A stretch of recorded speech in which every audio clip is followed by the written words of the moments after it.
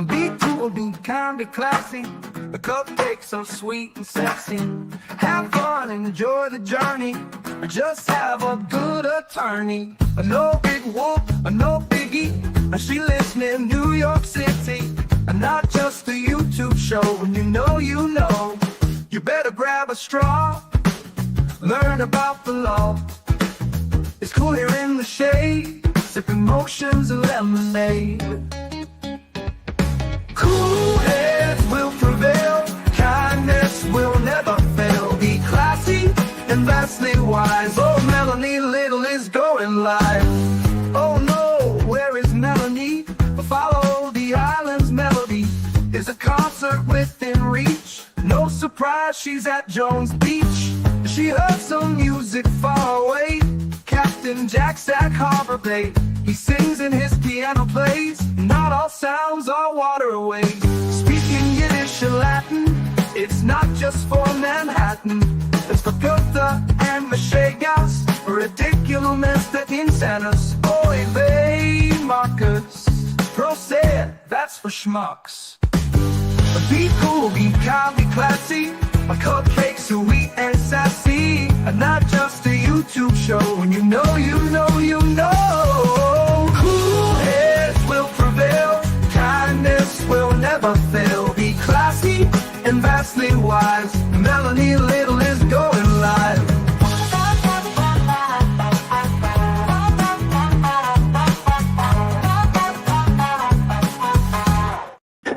Hello, my friends.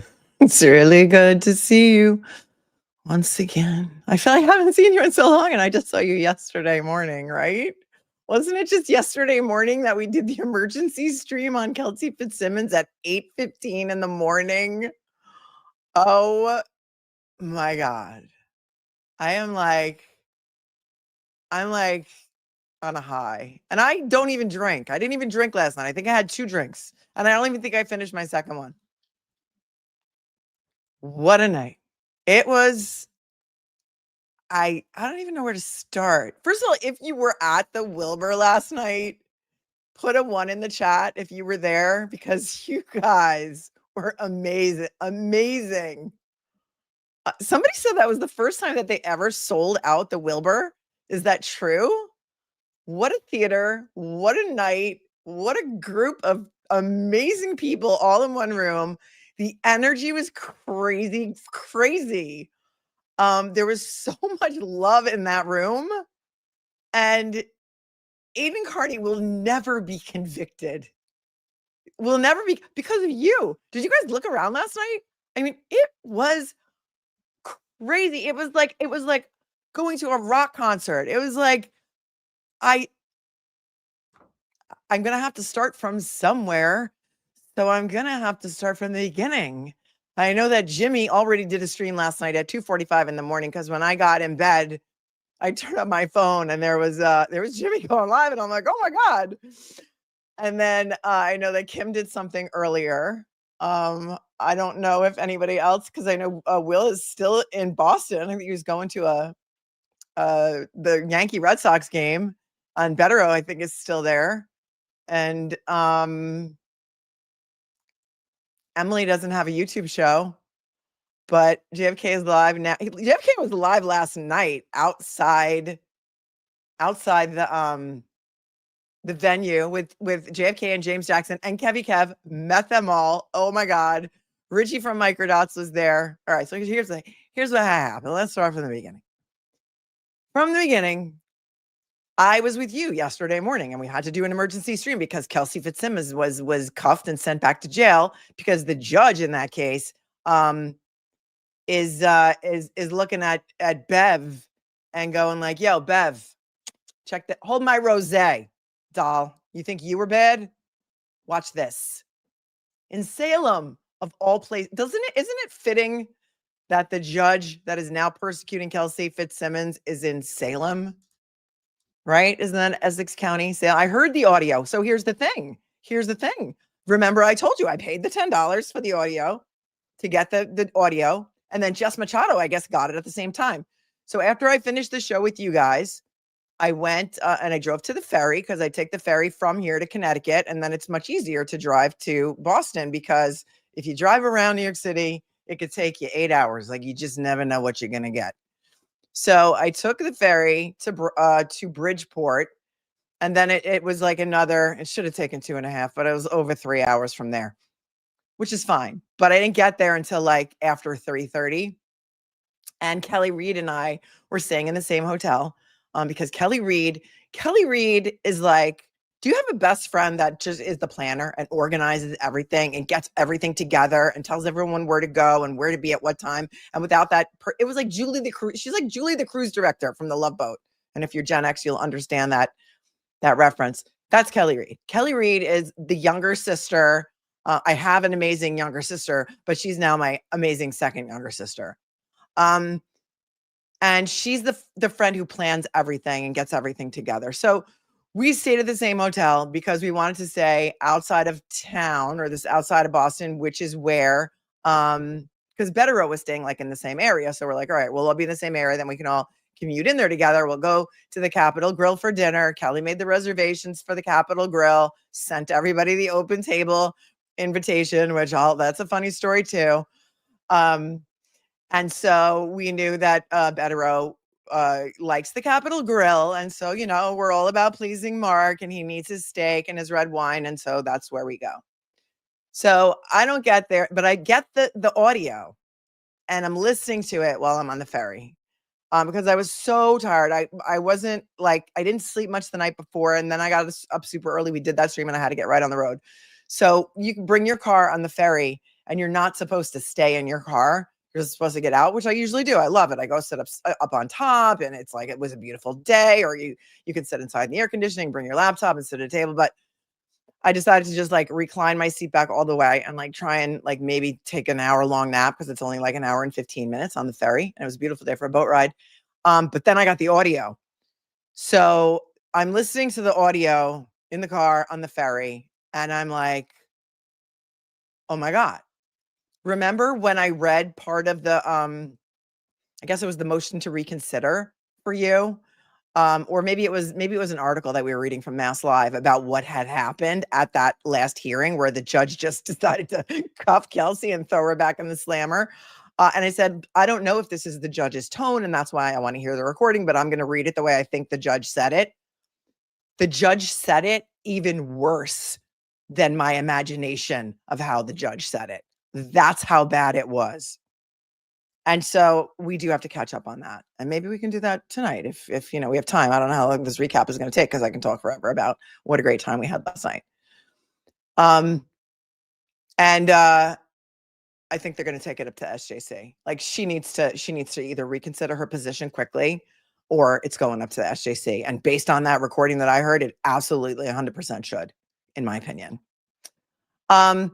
So I get there 3:30. Kelly's already there. So we get ready and she's like, she comes in and I had a suite. So she came in because I had a couch and stuff. So we get hung out and got to catch up for a little while because I haven't seen her in so long, my girl. And so then it's 4:15 and she's like, okay, how long do you need to get ready? I'm like, I don't know. Our reservation's at 5. I said, I have this dress and it's an amazing dress and I love this dress. But the way the zipper is, I'm like, girl, I can't even zipper up this dress. You have to come zipper up my dress, which she so kindly did. But we were a little bit late. And of course, Mark got there at 4:30 because he's like, I want to go to the bar. So Mark's at the bar. And then we get there and we take an Uber there. And then we got there. And then Will is there too. Will the Glarer is also coming for dinner. And Nurse Kim was supposed to come for dinner. And so we're like, okay, where's Kimmy? So Kimmy's like, I'm on my way. And so we meet Betterow and Will at the bar. So nice to see them both. Will has a cane because he's hobbling around because he has a knee issue that he probably needs surgery for, but he hasn't had the surgery. So he's kind of gimping around, and which is unusual for him because he's the guy's a very active guy. He's usually at the gym 8 hours a day. And so we sit at our table and she's like, they put us at a nice table in the back. People are kind of looking at us and then but nobody's approaching us. And she's like, yeah, we should sit out of the way because everyone knows who you guys are. And I'm like, what? She's like, oh yeah, you're in Boston now. I'm like, okay. Nobody came over to say hello. So we're sitting in the back and we're, shooting the shit and we're talking and looking at the menu. And she says, okay, Kim's here. I'm going to go up to the front. Kelly says to go get her. And she goes up to the front and Kim's not there. And so Kim went to the wrong Capitol Grill. There's a couple. But in Kelly's defense, she sent out the open table invitation, which clearly said the location of the Capitol Grill on it. But Kimmy has had a rough week and maybe she didn't look at it. And so I don't know what happened, but we felt sad that we couldn't have dinner with Kimmy. For those of you who follow me on Instagram, that's where I posted all the pictures and stuff. I think I have a picture here of us at the restaurant. We had the waiter take a table picture for us. I think is it here?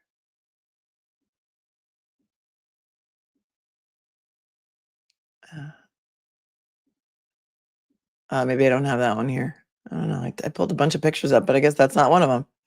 Anyway, we had a great time. Great time was had by all. And then we had to get in an Uber to go to, or in a car to go to the theater. And the Wilbur was only like 6 miles away, but it said it was going to take us like 45 minutes.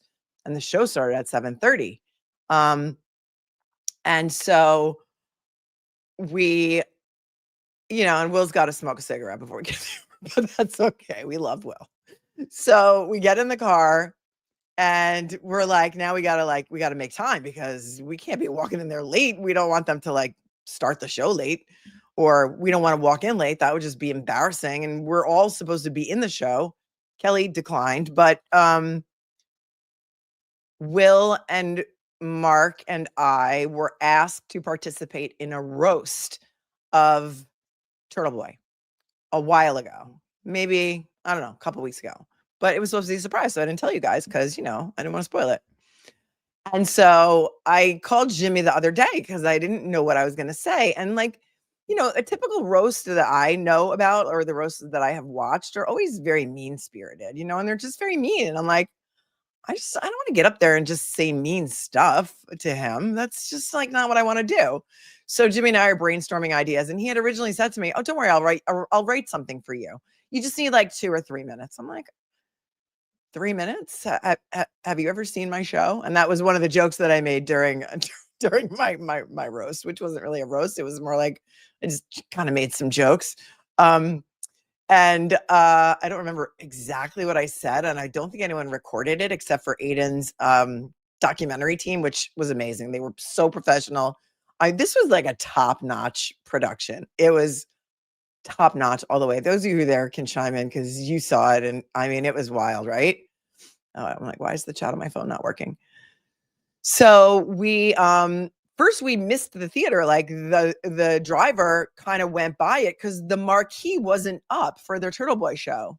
And we just assumed that we would see it and we'd be like, oh, because there's a couple of theaters around there. There's like a theater district in Boston. I didn't really realize that. And so when we first turned the corner onto, I guess it's Tremont Street, there was a line going like around the block, but now it's like close to like 7:30. It's like 7:19, I think, when we finally got out of the car. And we drove past it, but it's a one-way street. So I made the great idea because I had this amazing dress, right? That was navy blue. And I'm like, okay, I'm wearing these shoes. These are the shoes that I chose to wear, okay? They're amazing shoes. They're amazing shoes. Look, sling back, navy suede. Look at the gold heel.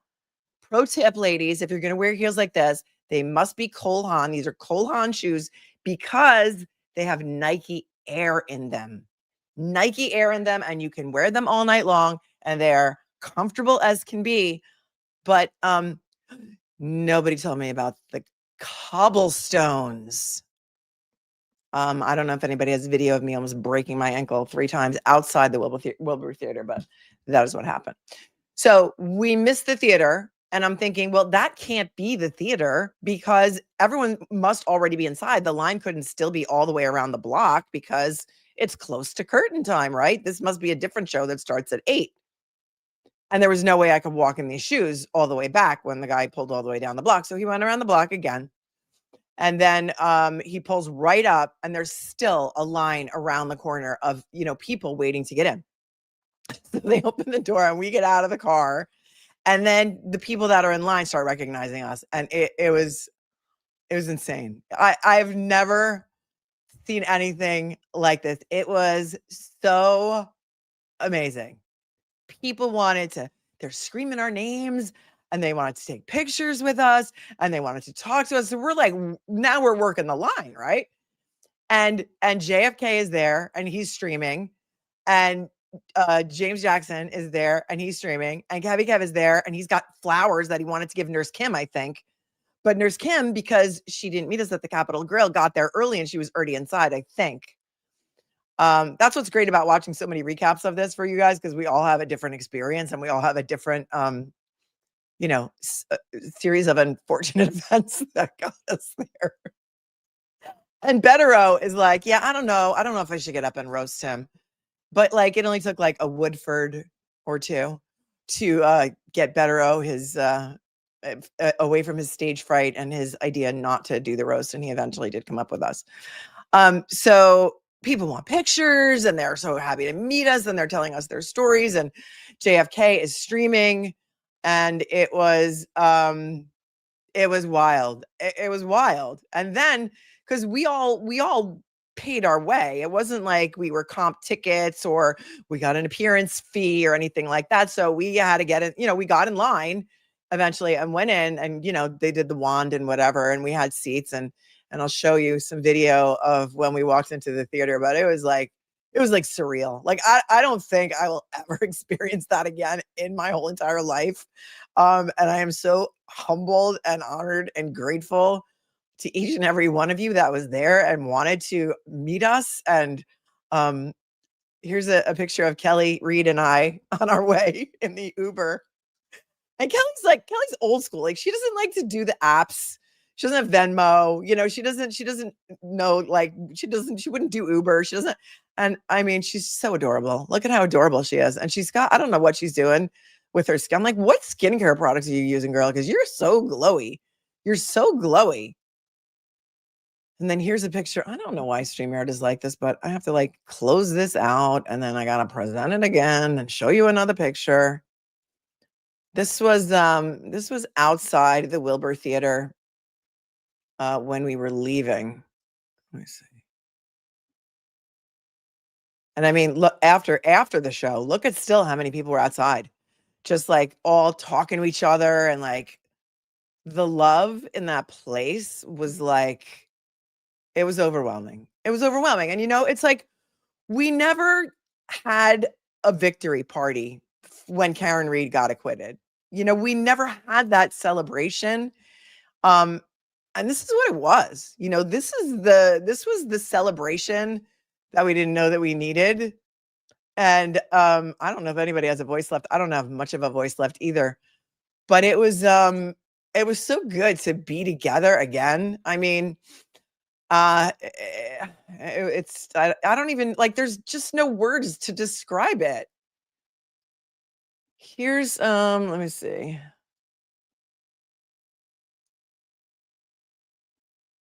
I don't want to give too much. Well, I mean, Aiden's not doing his show tonight, so we've got time. So that was,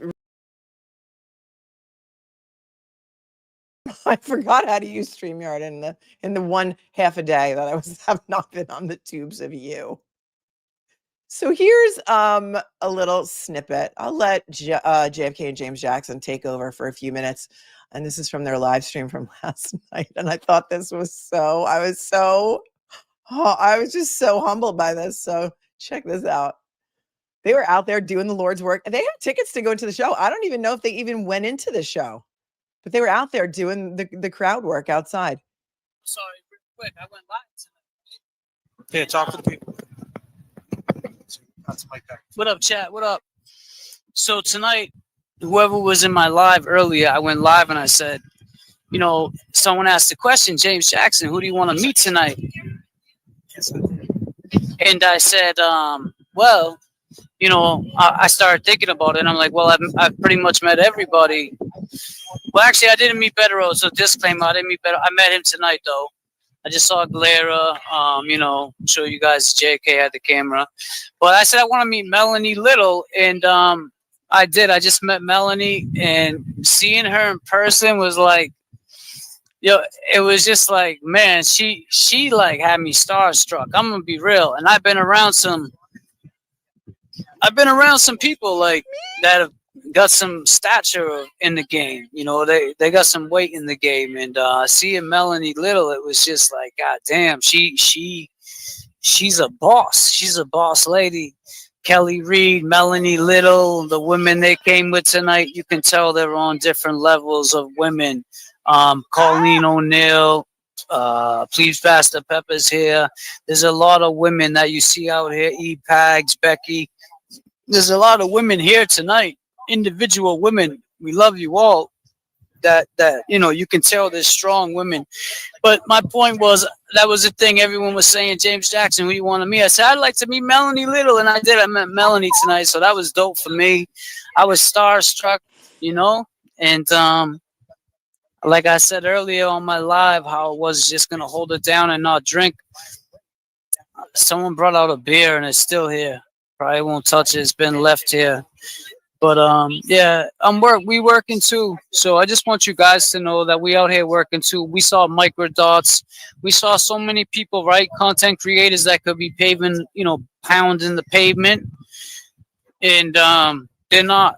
We are. And that's no slight. That's just what we do. And that's just like JFK and I have been doing this for years. You can check the resume, so it's no bullshit that I'm talking about.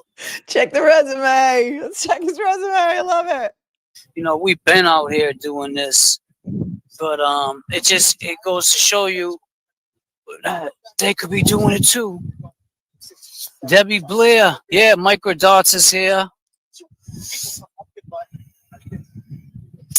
Where is Turtleboy? Is Colleen O'Neill the one who is always who's hilarious, and she's on TikTok, and she's always talking about that guy, and she owns, like, I don't know, a trucking company or like an excavating company or something. Is that the Colleen that I'm thinking of? And she's like hilarious on TikTok. Is that Colleen O'Neill? Yes, that's her. Oh my God, I would have loved to meet her too. I would have loved to meet her. I'm sorry I didn't. Yeah, she's hilarious. And she's always like out there, she's cursing, and it's like the cops are up her ass all the time, and she's always out there trying to out them and the corruption. And yes, I love her. I'm sorry I didn't get to meet her, but I got to meet so many of you guys here. We'll talk about that. Let's keep going. Don't know. I mean, he's a star attraction, right? So he might be getting brought in through the back. I don't know. Pause if necessary through the back. I don't know. But I mean, just seeing Kelly and getting to talk to Kelly was cool, because I haven't seen her, and I really wanted to talk with Kelly. And like I said, meeting Melanie Little, seeing the Glera, me and him hugging it out, Jackie. Yes, I'm glad I met Melanie too. Nurse Kim, I love it. And then he froze up. What happened? What had happened? Damn, Kevy Kev's got his eyes peeled. Don't worry, chat.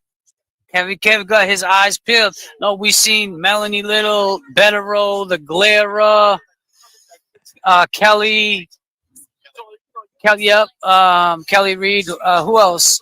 I think, yeah, there's so many people here, and just the whole line. We're about to go in there. The vibes are crazy out here. I don't know who was out. You guys are still watching 1300. God damn. Oh my God, they did the Lord's work. And so microdots, Danny and Sam says, I don't know what microdots looks like. Really, Richie is a really tall, really handsome guy. I want to say maybe he's in his late 30s. I really don't know how old he is, but that's what he reads as. But he's very handsome. He's a tall drink of water is what he is. And he's got a lovely wife and some kids, I hear. But so we roll it back a little bit, I guess this is when we got out of the car. Here's Bettero. And they were doing, it was like a red carpet. And they did like a red carpet show. There's me and Kelly. So let's see if we get a little footage here of that, us coming out of the car. Oh yeah, there we are. Oh, that'd be a good screenshot. I'm glad I saved that one. It's a good freeze frame. My freeze game is on point, right? Let's see. We'll roll it back a little bit. John O'Keefe one time. Boston Police is right there. Boston Police is right there. And there were no incidents.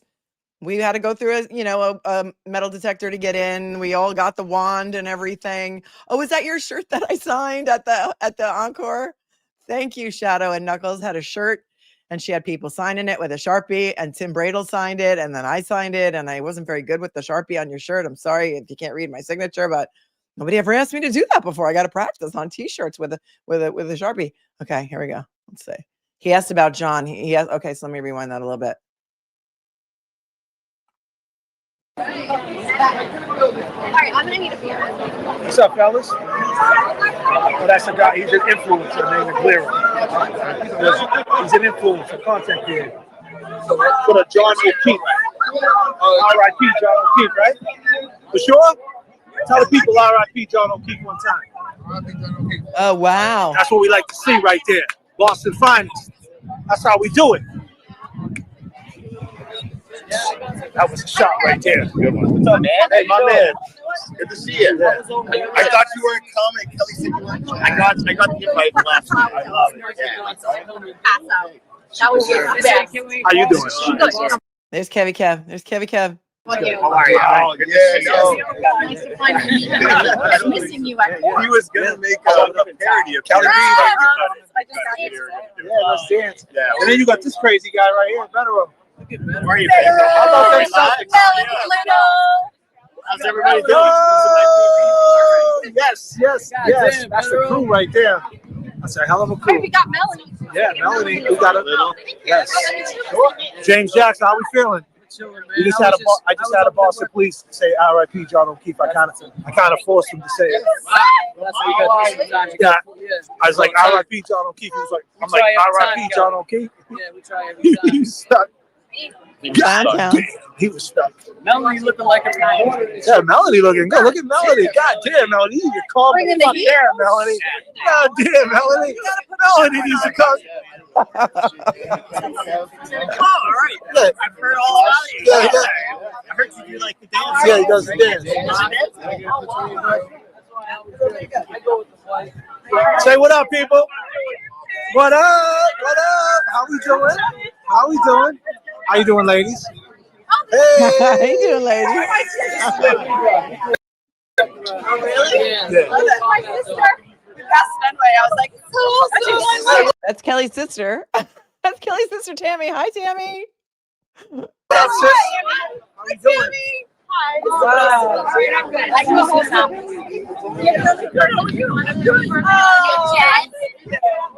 Wow, here it is. I know. That's James James has Jackson. amazing skin. He should do, James Jackson, you should do a stream on skincare. Your skin is flawless, sir. Oh, and there we are, standing right next to each other. I think that's me. Yeah. And Kelly's sister, Tammy. Yeah, but I know this. I watch her all the time. Actually, Yeah, so we out there, Jay. What up, bro? Oh, you got this one? What up, bro? What's your name? Yeah. What's up, man? Say what up to the chat, man. Yeah, what up? Free Turtleboy. What up? Hi. How you doing? Nice to meet you. How you doing? Really nice to meet you, man. Nice to meet you, bro. Say what up to the chat. What's up, guys? Hey, we up in here. Say what up, ladies, to the chat. Yeah, everybody's live. Oh, it was. Some don't want to be on camera. It was a hug fest. It was a hug fest. Like if I didn't have COVID last time, when I came back from California, I'm gonna have it now. I mean, people were hugging. They were, they want to hug. What are you gonna do? Can't say no. What up, Lisa McDonald? Nice to meet you. There she is. All right. These your daughters? My daughter. Yeah. You guys look alike. God damn. How you doing? High fives. How you doing? You guys ready to have a good time? Yeah. You guys look like sisters, but God damn.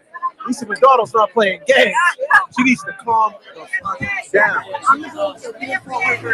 Oh, People are having FOMO. People are saying we should do this again. Listen, I have heard, and you can confirm this for me. Mazza, I didn't see you. Were you there? Because you're hard to miss. You're very tall. You've got to be 6'6". How did I miss you? And I'm sad that I missed you. Yes, we can talk about how much fun Tim Bradle was. And yes, we can. Absolutely, Lauren Murray. Nice to see you here. It was nice to see you again at the encore. Don't you think that the Wilbur wants to get the Turtleboy and Auntie Deb show back? I heard that's the first time ever that they have sold out the Wilbur. And let me tell you something. Do you guys know who Jeremy Piven is? Jeremy Piven from Entourage fame.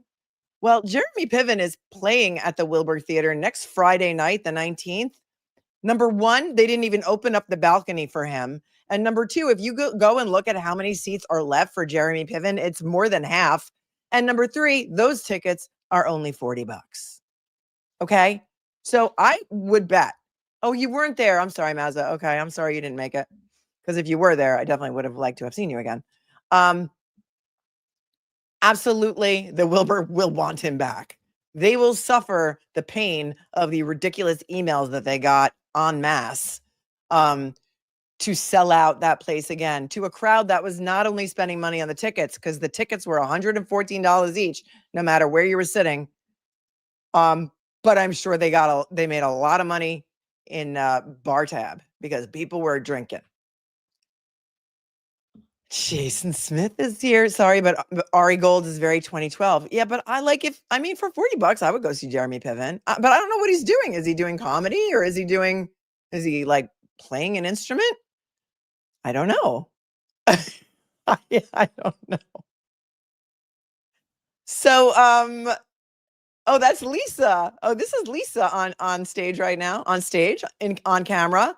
I met her. I believe I met Lisa at the fundraiser, the Friends and Family fundraiser. That was, I think, in November of last year. That was almost a year ago. And she is Kelly Reed's skincare girl. So maybe Kelly, we gotta like shout out Lisa because your skin looks friggin' amazing. Oh, you called, right? Did you call on the phone? No, I sent you Venmo. Oh, a Venmo with the real. Okay, with the Venmo. I got it. These are my besties. Oh, really? Nice. Look at the crew. Yeah, they are gorgeous. Yeah, kid, let me get a picture of you, brother. They're part of the not fucking around crew. Let's go. He's gonna love this. Thank you. Thank you, brother. Appreciate it, man. Appreciate your time. Where you from? You from Boston? I'm from Lynn. Yeah, but I've been out here long. I've been out around these areas.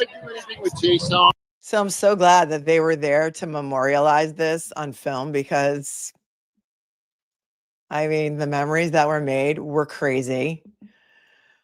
So then, after everyone goes in, because we're taking pictures, we're pressing the flash, we're working the crowd, we're kissing the baby. Well, there were no babies there. But then we walked in to the theater, and I want to just show you what this scene was when we went in. If I can figure out how to find it. Hang on.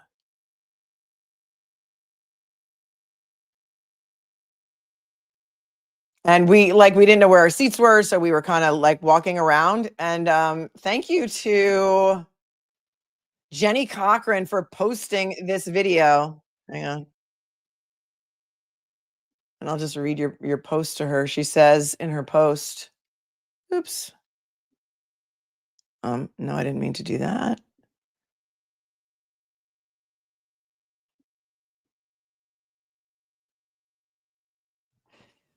Her post, she says, why is it doing this? Oh, I don't know. Never. I can't read the post. I can't read the post right now because it doesn't want to go to that screen for me. But here is the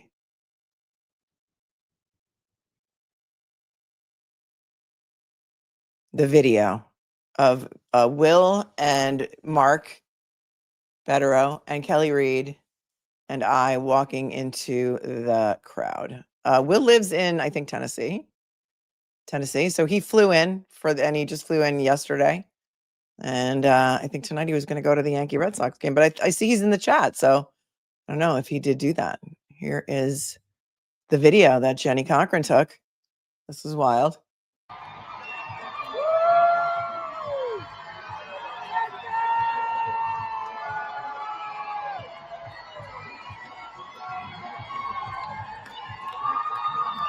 I mean, it was crazy. And then I'm pointing up because that's when we figured out that Tim Bradle was there. They had said they weren't coming. Tim Bradle and his amazing paralegal Courtney Healy. And so that's when we saw them. So we were pointing up at them. for everyone to give them a shout out too.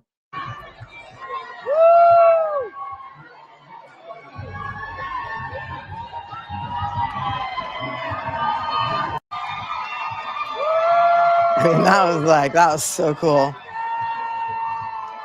Peg of leg. Yeah, peg. Somebody made t-shirts. Aaron, wasn't somebody wearing, like Jimmy said that on his show at 2:45 in the morning last night, that a couple of people made shirts that said peg of leg on them. Was that you? Were you one of those people? Oh, this is what Jenny said in her post. She said, everyone lost it when Melanie Little, the Glare, and Betterow walked in before the show. El Jafel, because remember, that's what Bob Alessi called him on the fundraiser. His screen name, he has El Jefe with an exclamation point after it, but Bob Alessi thought it said El Jafel, or maybe he was just joking or whatever, so we renamed him. We've rebranded Will El Jafel. It said, El Jafel hit us with the Tom Brady-esque, let's effing go, but he said the real word. And Melanie definitely looked up at me at the end. So much love in this room last night, and there was so much love in that room. It was wild. It was a hoodie and it was hilarious. Peg of leg. If you guys are in Jimmy's summer school in the mornings, you know. Thanks, Sassy Patches, for becoming a member. Kelly Chloe Bit, so we must have quit. Says, you were all amazing last night. I didn't get a chance to come see you. Oh, I'm so sorry you didn't. It did. It felt like a fun family reunion. And that I was telling people, I don't know if you went alone, but all of us went alone. None of us brought a +1, right? Nurse Kim got there. She didn't bring a +1. Mrs. Parks was supposed to go with her, but Mrs. Parks had an emergency and couldn't make it. Emily C was there. I don't know if she brought a +1. If you remember Emily C, because she is the author of Hank Brennan's diary that we read throughout the trial to keep us engaged. And I got some funny stories about Emily that she told me, and I think I have her permission. It was like a fun family reunion, but I was encouraging people who said, I don't really have anyone to go with. And because, a lot of you guys, all of us, many of us who don't have family members and friends that are as involved in the Karen retrial and the Aiden Carney saga as we are, have nobody to talk to about it except each other, right? And so I was encouraging people to go alone. I said, go by yourself. Who cares? You're going to make friends. You have things in common with everyone around you, It's like a Dave Matthews concert or a Grateful Dead show. Like, go alone. And I think many of you did go alone, and I'm so proud of you for doing that. And I hope that you had an amazing time and people made friends, and you're probably going to be best friends for life. Crazy Cat Lady said, Kimmy and Nurse Kim both said you are the queen. Oh, they're sweet. It's only because I'm the old lady out of the group. So I guess, they have to. Lisa says, I watched JFK's pregame and you looked amazing. Thank you. I appreciate you so much. No love for the traveling trooper. So happy you were at the Wilbur. I heard you rocked. Well, I'm going to tell you what I can remember from my speech, because of course I didn't prepare anything and I just got up. I'm like, I wing it every day for 4 hours at a time. Of course I can wing it. Emily C, SEE, she's on Twitter, and she is the author of Hank Brennan's diary that we read, and Adam Lally's diary that we read during trial to keep us amused. But I'm going to show you a video of Emily C. So she did, I'll tell you what she did. Hang on. Danny, it was great to see you last night too. The show was great. I met a woman when we did that when we walked in, and we were meeting people and people were pulling us over. We were taking pictures. There was a woman who pulled me over and she took my hand and she said, Melanie, in a brogue. She had a brogue. She said, I came here all the way from Ireland because I heard that you might be here and I really just wanted to meet you. And I say this not to be like braggadocious. I say this because I'm just blown away by it. I am just never in my life would I have ever thought that I would ever have been involved in something that would make people just appreciate each other and appreciate the cause and fighting for just justice and truth and transparency and the First Amendment. And then I met another woman when I was at the Encore Casino after. That's where we had the after party. And she came all the way from Switzerland. Same thing. And then I met a woman from Minnesota and people from all over the country. They made this like their destination vacation. And they could not have been happier to be there. Yeah, Wallflower says you always wanted to be an actress and then you would be famous. I feel like your dream came true, Melanie. It's kind of like, it was like manifesting it, but it's like, that's how I do that. What I do what I do here with you because I'm passionate about justice and I'm passionate about people being wrongfully persecuted and And I'm passionate about people who also are passionate about that. And that's why I'm selective about the things I choose to cover. And I will say that more people came up to me to talk to me about Kelsey FITZSIMMONS last night than even mentioned the name Karen Reed. And I found that to be wild. Because you guys are finding your next mission. You know, you guys did it. Karen Reed is free. You guys did it. We got loud and we made people listen and we made people look at the facts and the police reports and the court documents and the science and the injuries and the medicine. And I'm so happy that so many of you are so passionate about Kelsey FITZSIMMONS. And I had a long talk with Tim Bradle last night about the First Amendment. It went on for hours. And he's so passionate about what he does. And it's just such an amazing group. It's such an amazing community that you guys have created. Irish Mima says, no offense to Karen, it's Kelsey's turn. That makes me want to cry. Everyone's like, free Kelsey, free Kelsey. Yeah, I know, Jason. Remember when we went through the Maya trial? That seems like 20 years ago. Yeah, that was a terrible story about a young girl who was medically kidnapped in a hospital in Florida, and her mother took her own life because they took her child away from her, and Maya was in the hospital. It was horrible. That was a civil case. Many of you may still be here from the Maya Kowalski case. Boston Girl, aka Charissa, says, thank you and everyone, Melanie and everyone, for an amazing evening. The energy was crazy. You killed it. And wish I had a chance to say hi next time. You killed it. I tried to get out there as much as I could. So we did the outside line and then we did the inside when we walked around, and then the show started. And then I came out during intermission. And then after the show, we were outside in front of the venue for a very long time. In fact, Courtney Healy, Tim Bradle's paralegal, was like pulling us away. She's like, come on, we gotta go. And Kelly was getting tired too. And then Kelly broke her shoe. The sole of her entire shoe was flapping around. And we're at the casino. I'm like, there's got to be a shoe store here. By the end of the night, she just threw her shoes in the garbage and left in her socks. She was like, I'm done. I'm done. Thank you, Charissa, for your super chat. Hey, it's me. My internet connection is so spotty for no reason. You keep freezing every 15 seconds. I'm so disappointed, but I will definitely watch as long as I can without getting mad. Then replay, definitely. You know what? Just go out of your, sometimes if you close out of your YouTube and then you come back into your YouTube, it will refresh and then it will be better. And maybe it's not your internet after all. But thank you so much for your super chat and your support. And Ms. 808 says, Melanie, you were so chic in here. It was gorgeous as always. Thank you. Thank you so very much. Thanks for your super chat. And thanks for, I'm so glad to meet you. Thank you. Your hair looks awesome. This is the Dyson Airwrap, you guys. It is worth every penny. It really is. Like, literally, my hair has been on top of my head all day. And before I did the show, I just like took it out and just spun it around the thing. But I appreciate you, Dish. Thank you. Patio says it was such a great night after such a horrible week. It was so needed. I know. And I'm going to say, I had been talking to Kimmy. Kimmy was feeling like she didn't really want to go. She had a rough week. We all had a rough week. It was a really bad week. It was bad. It was, you know, the assassination of a political, I guess he's political, more of an influencer. The assassination of someone because they didn't like his opinions. And we all watched it live on TV and saw the video of it. And then the anniversary of 9/11, it was a lot. It was a heavy week. And then Kelsey was in and out of jail. We couldn't even keep up with that. And we're all empaths and we're all feeling it. You know, you can't leave that stuff at home. A lot of people can compartmentalize and we can't really. So, Melisa, you got a Dyson Airwrap. How do you like it? Isn't that round thingy amazing? His father and a husband. Yeah. I mean, it's my phone is a little bit glitchy right now too. Now that you mentioned, it's kind of jumping, like the chat is jumping, but am I jumping for you guys? It was a very heavy week. And so, you know, I think a lot of us were thinking, yeah, I'm not really feeling it. Like, I don't really want to go. And I was like, just go. It's going to be everything that we all needed. And the energy in that room really made this horrible week so much better because of you guys. The energy was incredible. And I agree with you, Patty. And thank you for your super chat. And Angie RN says, I'm so sad I was unable to come from Arizona. This looked amazing and a once in a lifetime experience. No, I they're saying they don't know it's over. They're going to do it again. They have to do it again. They have to do it again. The Wilbur is going to be begging them to do it again.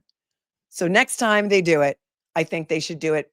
Give it like 90 days notice. I don't know how much notice they gave it this time, but more notice than that, so people can save up for the trip and come from wherever they want to come from.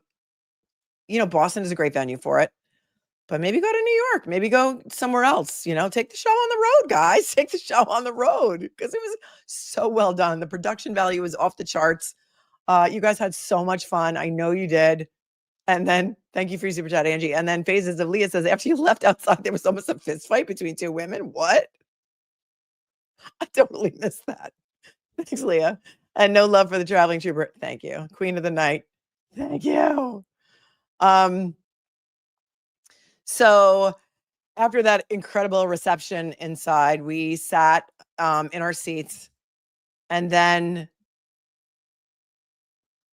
comes like the intro music and the video montage, and the crowd is going wild. I don't know what the capacity is of the Wilbur, but there were tables and chairs in the center section of the floor. And then there was a seated section on either side of the floor that went up.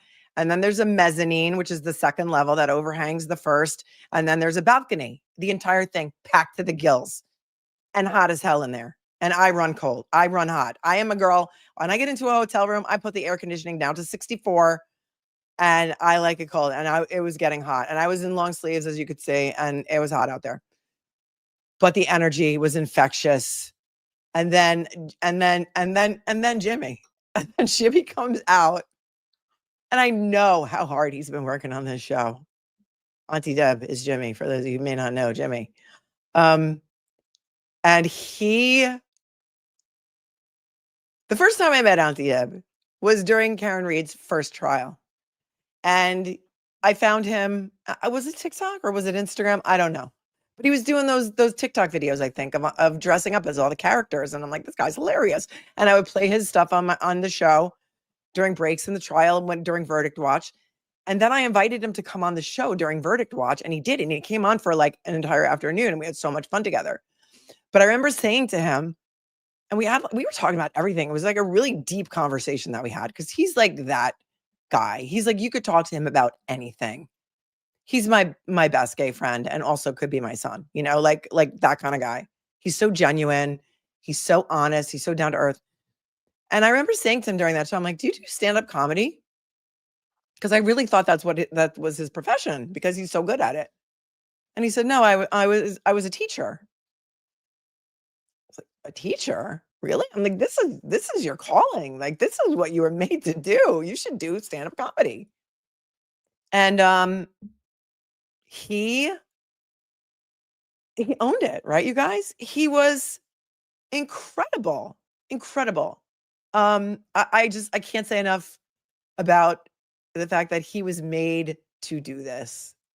And I remember at the fundraiser I was telling you about earlier, the Friends and Family fundraiser, when he got up, he was going to do a bit. He was going to do some stand-up comedy, and he had the Bev wig on, and there's a picture of Will and I and Jimmy on my Instagram from that all the way back. It was almost a year ago. Wow. And he was like in the back room. It was at a country club in the back room, kind of getting ready. And he was so nervous. And I was out there, and that was the first time we had ever met in person. And he's tall too. He's like 6'4". And I love that, because I'm 5'8", 5'7.5", but I wear heels, right? So I'm like, I love the tall men because I don't look like a giant in a picture next to them. And I was calming him down before he went on, like, you're going to be great. You're going to be great. Let's take deep breaths. I was like doing all the tricks of like getting rid of stage fright and stuff. And so I know how nervous he gets, or used to get, because if he did get nervous last night, you couldn't tell. He did not show it. He got out there. He owned it. He could be on, like, he could be a TV game show host.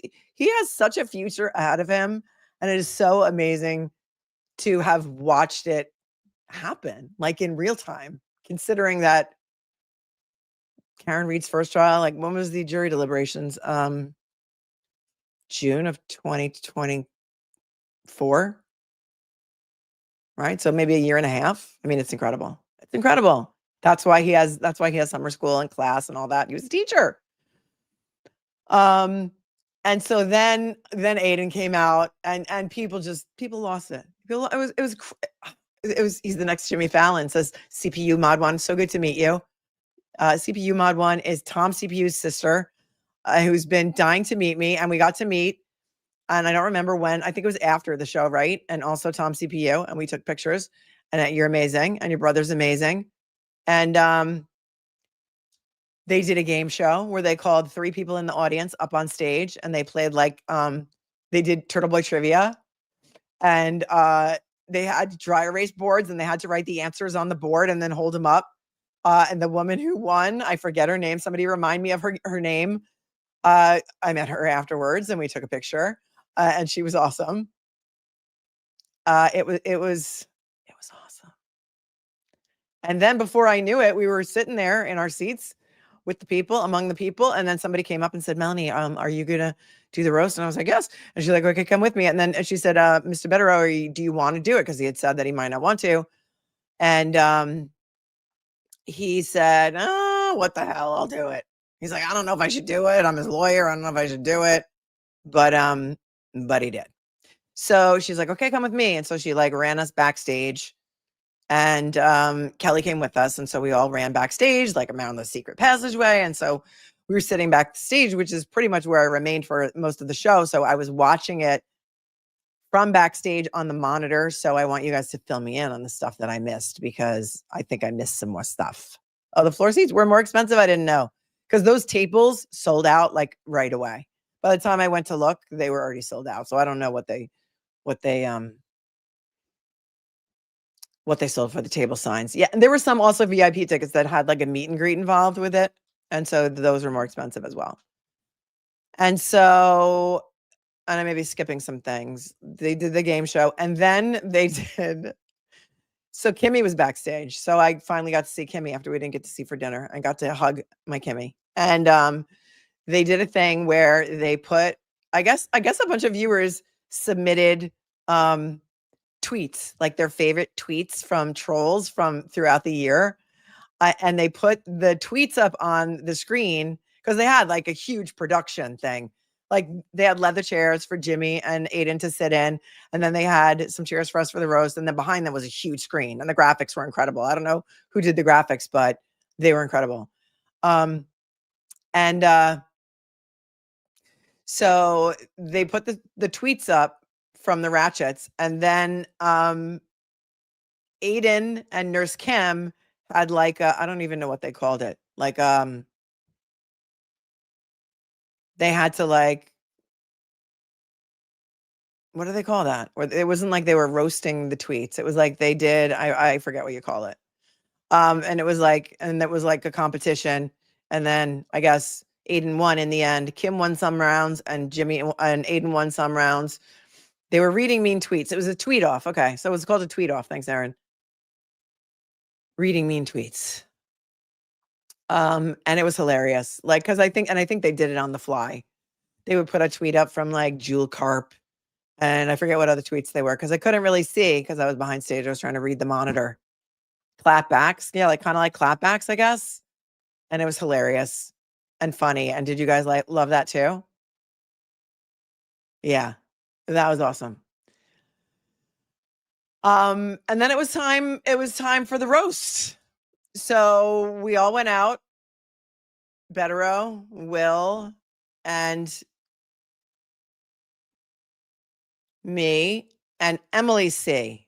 And I'm going to show you what Jimmy said about the roast, because Jimmy did a show at 2:45 a.m. after the after party, after all of it. Let me just see if I had it. I think I have it queued up to the part where he talked about the roast part. Let me see. Where is it? Jimmy. Where are you, Jimmy? I just go to my history, and it's like, okay, Nurse Kim, because I was watching her recap earlier. And then I didn't want to watch too much of it because I didn't want to say the same things as her. I didn't want to be influenced by what she said. Oh, and then they did the Ratchet Madness reveal. So if you guys don't know who the winner is, that was pretty awesome. And then the news broke during the live show that Kelly Dever resigned. So that became a part of the show because you know what? It's a fluid thing. It's a work in progress. All right, I'm just going to look it up this way. I had it all queued up and now I don't know where it is. All right, here we go. Wait. All right, here we go. We're going to listen to Jimmy tell us about the roast. For those of you who were not up at 2:45 in the morning, he was all wound up. He couldn't go to sleep, so he had to get on and talk. And there was a lot of people watching for that time of night or early morning. There you go. Then we did a roast. I don't know if I can give away like who was there or who did what. Yeah, you can. Fuck it. Okay. Bettero started off, and then after that we had the Glarer. Kim was supposed to, but I think she was exhausted after her round of the Twitter wars. Emily C. Yeah, also because I think Kim did not know that she was supposed to, and so she didn't have anything prepared. And she also was exhausted because that tweet off went on for a while. Then I know because I was waiting, like, oh my God, it's gonna be my turn soon. Oh my God, I gotta figure out something to say because I still didn't know what I was gonna say. Up as John DePietro, and Wait. Emily C. went up as John DePietro, and I'm not even kidding. This bitch stole the show. Emily C. Oh yeah, was phenomenal. On the level of like Nikki Glazer at a roast. yes. Like yes.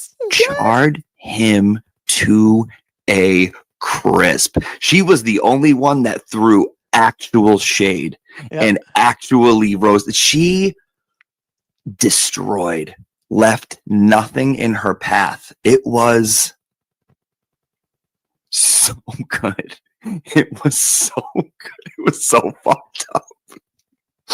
But it was so good. It was so good. Oh, dude, she was so good. She was so good. And then we ended it. I wanted to end on strong, so Queen Melanie Little ended it. And she is another one who's never met a crowd she didn't like. She's never met an audience she didn't like. I feel like I've never seen her on a stage before. Melanie Little and the stage they're one and the same. That is her setting, right? Like that is her place. That is like where she belongs.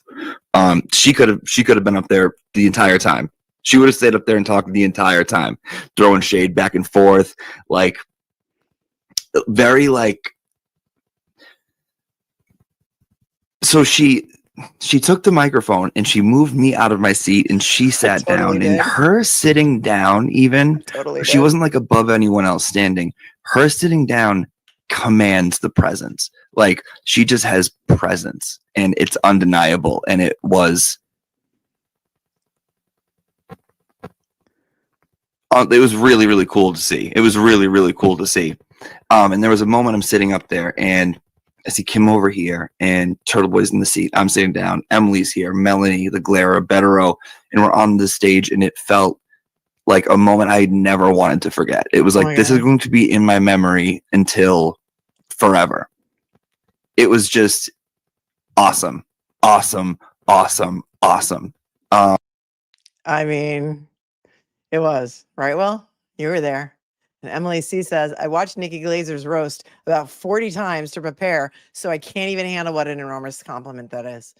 Well, I don't have the actual footage from last night because there was a no phones policy. And I think everyone pretty much was really cool about it and didn't record the show. But what I do have is Emily C's rehearsal tape. So I'm going to play that for you now. I'm sure you won't mind, Emily, because we bonded backstage and she's my new bestie. So here is Emily C's, I would say audition tape, but she didn't have to audition for this part. She actually rehearsed, and she's the only one who rehearsed because I don't think that Aiden and Jimmy rehearsed much. They did a little bit for the song that they did, I think, on the phone, but none of us rehearsed anything. None of us had, usually if you're doing a show like this, you have a dress rehearsal and you have a lighting rehearsal.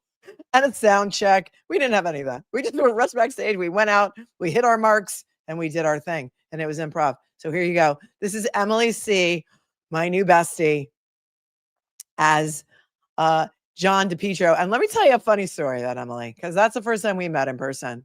We have corresponded through email. She loved that I would read you her diaries. She was so flattered. And she said to me, she said, my babysitter watches your show. And she said, and my babysitter loves you so much. And my babysitter had no idea that I was Emily C., because that's not her real name. Her last name begins with a C. She said, I am the Emily C. of the Hank Brennan's diary. And she said one day, because she said, oh, Melanie reads my diary entries on her show. And her babysitter, who had been babysitting for her child for 2 years, said, oh my God, you're the one who writes Hank Brennan's diary. It's crazy. It was crazy. So here's Emily and her rehearsal tape that she posted. So I'll play it for you. This is Emily as John DePietro, you know, the guy who was filming outside the courthouse, and Turtleboy walked by in his frame like he started going nuts. That's just the beginning part. Here you go. Enjoy. Listen, Turtle, you got to watch your language. You got to watch your language. I'm already live. So you need to follow the FCC guidelines. Shh. Folks, this portion of the program is brought to you by McMorgan's, 434 Providence Highway in the Hampton Inn in Norwood. McMorgan's is the perfect spot to bring your side piece when you want to get nasty in public. Okay. If you don't know the McMorgan's story, first of all, the fact that the McMorgan's is in a Hampton Inn totally tracks. That has to do with the Lindsay Gattani and all of the stuff that came out in the Lindsay Gattani emails and text messages and countersuit that she has purported to file. Here we go. Just make sure you keep your paramour happy or you'll pay for it later. And I wrote that line before she sued you. Hey, Turtle, remember when I got catfished by fake juror 17? Yeah, that was pretty embarrassing. Remind me, what happened when you got catfished by a grand jury summons? At least my catfish didn't come with handcuffs. Boom. That's what I call a peach roast. But really, Turtle, you... Oh my God, yes. And she came in with the prop. She came in with a like a mic stand that had like a cell phone on it, you know, as if she was like recording a live stream. And Pam says she sat right behind me and she said she was afraid she wouldn't get the phone stand inside. She had the props, she had everything.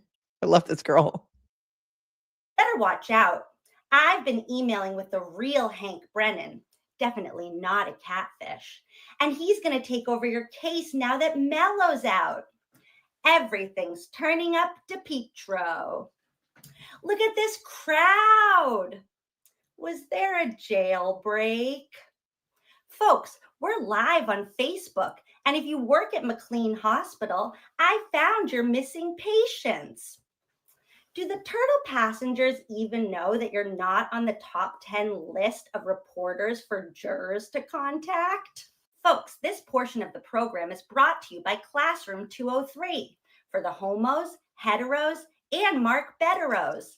In Auntie Deb's class, you'll improve your ability to go with the flow when you start a book but never finish it, or when your teacher vanishes in Tallahassee. Enroll in fall session classes today. Days and start times vary and sometimes are scheduled but don't happen at all. Listen, Turtle, I need to go now. I backed into a few cars in the parking lot and there's taillight pieces everywhere. Hey, Troopa! God. Oh God, how great is that? If you are on Twitter, she is Emily C. Emily SEE. She is my new best friend. Follow her. I think, does she have a YouTube channel yet?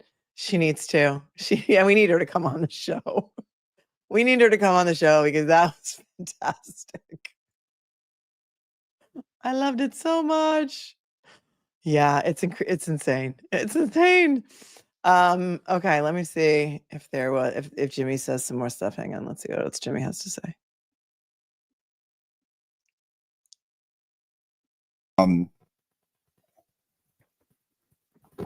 Then we announced the winner of Ratchet Madness and took a 15-minute intervention that felt like a second.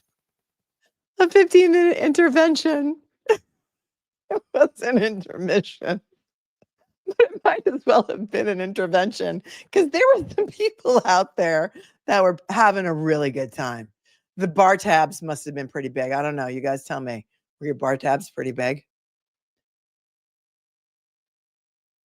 It was awesome. So Betterow, I don't remember a lot of what Betterow said, except for basically, it was just like, all I could say is like, don't get arrested. It was really funny.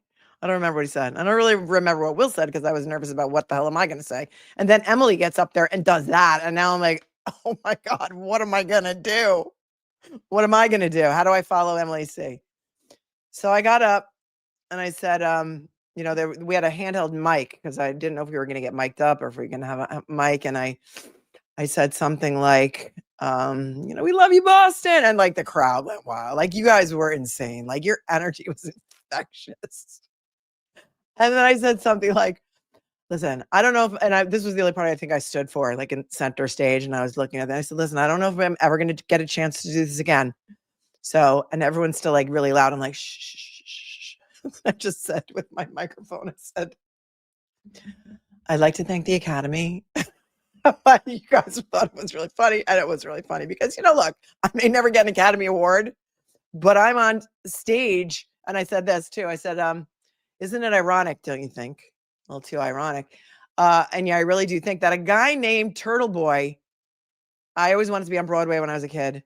And this isn't Broadway, it's Boston. But isn't it ironic that the guy who got me to this stage with this amazing crowd is a guy who's named after a statue of a little boy violating a turtle? And it was hilarious. Oh, and then I kicked Jimmy out of the chair because I wanted the chair. I wasn't going to sit in the folding chair. So do my thing. So I sat in the chair and I said something about, what did I say? I said, when I was told I was supposed to come here and do a roast, Jimmy said he was going to script something for me, but he didn't. So now I got to think about what I'm going to say. And I said, I don't want to be mean to you because, it's not classy. And like, that's just a regular Tuesday for you. What fun is that? Like people are mean to him all the time. And I said, so I'm here to bring you some messages from some people. I'm just going to deliver some messages for you. I said, Yuri Buchanan wants me to tell you that he wants to meet you. He's going to meet you at midnight at the karaoke bar at the Encore. And he wants to do a sing off with you. And then I asked him what his favorite karaoke song was. And I don't remember his answer because I was like nervous. So I don't even remember what he said. Do you guys remember? And then I said, Julie Albert was going to send donuts, but Amazon intercepted her package of arsenic. And I said something about, and Jill Daniels wanted me to tell you that she still wants to kick your ass. Oh, I did. I said, that was the first thing I said, Aaron. I said, hey, daddy. And then people started laughing. I'm like, come on, ladies, say it with me. Hey, daddy. And everyone said, hey, daddy. So that was funny. Yeah, that was the first thing I said. Thanks, Aaron. Aaron was paying attention. Aaron understood the assignment because I had no script. I had no cards. I had nothing. But it was so fun. It was so fun.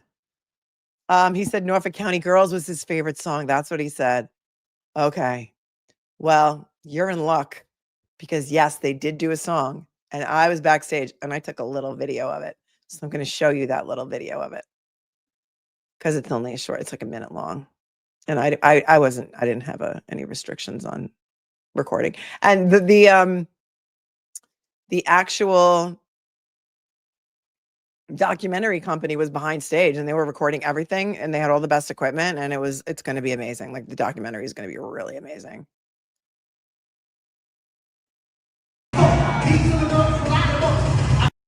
Right, so I'm backstage. So what you're seeing is a view of the stage and also the monitor. So when I'm looking at the monitor, I'm going to you're going to see some of the words. So they made up a song to the Katy Perry version of California Girls, but they called it Norfolk County Girls. So just see if you can try and listen to hopefully the audio is loud enough that you can hear it. And you'll see some of the words that come up on the screen. So if you're not on scaffolding and or driving an 18-wheeler and you can come look at your screen so you can read the lyrics. And it was so funny because another woman came up to me after the show outside and she said, it's so funny because I'm always on scaffolding. And so I love it when you say, please, if you can, and you're not on scaffolding, come. And that was hilarious. So here we go.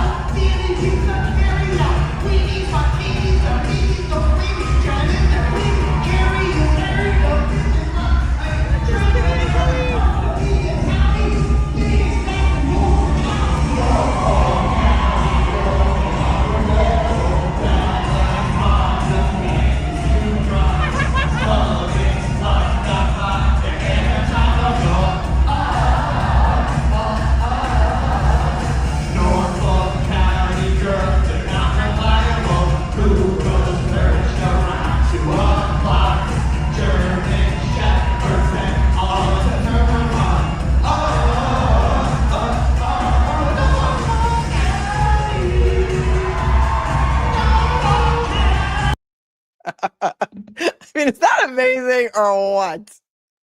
Yes, I got to meet Uncle Frank. Uncle Frank is a girl named Tiffany. And that is her screen name. And she is, I didn't realize that she's Jimmy's best friend from childhood. I didn't know that. And I got Jen Altman was there. I got to see Jen Altman again. And it was, I can't even tell you how much fun it was. Let's see here some more pictures that I think I have. Not all my pictures are good. A lot of my pictures are very blurry because it was so dark back there. And also I'm a really crappy photographer. So the ones that other people took are better. Like here's a picture somebody took. This is me and Emily C backstage. It had such like a Saturday Night Live vibe back there, didn't it? Wasn't that so fun? And that was that one. And I don't know why it just doesn't let me flip from picture to picture.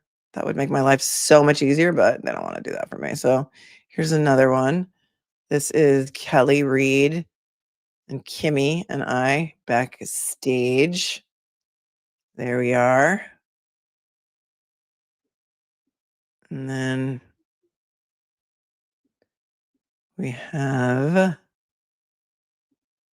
what else do we have for you? Oh, I met Jess Machado in person. That was super fun. Here's that. Oops. That was during intermission. I went upstairs and she's adorable. And I didn't realize that she had like a pretty bad car accident on the way in. And like her car had a lot of damage on it, but she still showed up and was so sweet. And then Aiden took a selfie with the crowd. And this is just, I mean, I go to see Dave Matthews all the time. One time I got in the Dave Matthews crowd selfie. So if you do see yourself in the Aiden Carney selfie, I mean, look at that place. Sold out to the bone. Not a seat in the house. I mean, with no advertising, no marketing other than word of mouth, right? Oh, it was her friend's car? Oh, dear. Oh, that does still suck. You're right. Okay, so it wasn't her car, but still, that still does suck. Crazy, right? Look at that. Look at that. I mean, how's this guy ever going to get convicted of anything? Especially now that Lindsay Gattani got some really bad legal advice and decided to bring Cosgrove and Michael Marcy and Tully into it. Because, you know, who's going to prosecute him now? Right? Look at his smile. It's crazy. Everyone had such a great time. Let's see what other pictures are in here. Oh, here's a picture of us doing the roast. This is good. Thanks to Kelly Reed for taking these pictures while we were on stage from backstage. And this is when Emily was doing her thing. There's Emily. That was so fun. Look at Aiden's face. He's loving it. He loved it.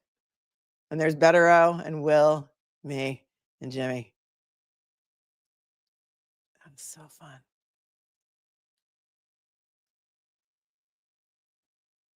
It's going to be like we're coming down off of this high for a long time, right, Emily? All right, Will. Here's another picture. This is very Saturday Night Live vibes, I thought, also. This one here. When we were backstage waiting our turn. It's me and Will and Mr. Bettero. I got smart this time, and now I stand next to Will, so I don't look like a giant. I did not meet Aiden's dad. I met a man that I thought was Aiden's dad. Backstage, he had a striped sweater on. And I was like, oh my God, you're Aiden's dad. And he must have thought I said something else because he said yes. And our conversation went on for a couple of minutes before whoever I was standing with, Jen Altman, I think, and Uncle Frank was like, no, that's not Aiden's dad. That's somebody else's dad. So I don't know. And I did not get to meet Aiden's dad. I wish I did because I have a lot of great things to say about his son. And one of the best compliments that you can get as a parent is you did a great job raising that kid. And that's what I wanted to tell him. And also, you know, his mother would be very proud. Aiden's mom. He lost his mom not so long ago. Very sad story. We talked about it when he came on my channel. And he told us a lot about his mom. And his mom is up there in heaven looking down. And she must be very proud of her son. And he's the oldest of 7. And then afterwards, the after party was at the Encore Casino Hotel. And this is the only picture I have. But right inside the front entrance, there was like this Ferris wheel, which is crazy. And it actually moves. And it's a beautiful casino. And it was, I don't know if it was no smoking, but the thing I hate about Vegas, and I tell you this every time I go to Vegas, is I hate the cigarette smoke. I hate it so much. I can't breathe. And I didn't feel that there. So go check out the Encore Casino. It's a lot of fun. There were a lot of different restaurants. Oh, except the death ride. The death ride to the Encore Casino. So after we leave the venue, we go outside and there's still tons of people outside. Like they must have kicked everybody out and they couldn't leave with their drinks. So everyone was still guzzling their drinks in the lobby and then going back outside and like, okay, what are we going to do next? Because Aiden had said that the after party was going to be at the Encore Casino because that's where he had his room and that's where he wanted to go. And so there was tons of people still outside. So we were outside meeting people, talking to people, taking pictures, and I really wanted to talk to. It was the first time I ever met Tim Bradle, and I was starstruck.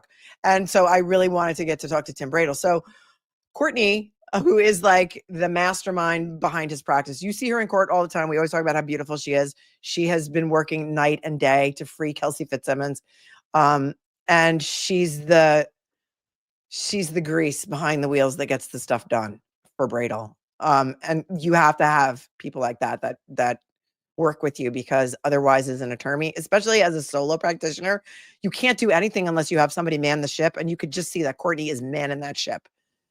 And so Courtney's now the ringleader and she's like, come on, let's go.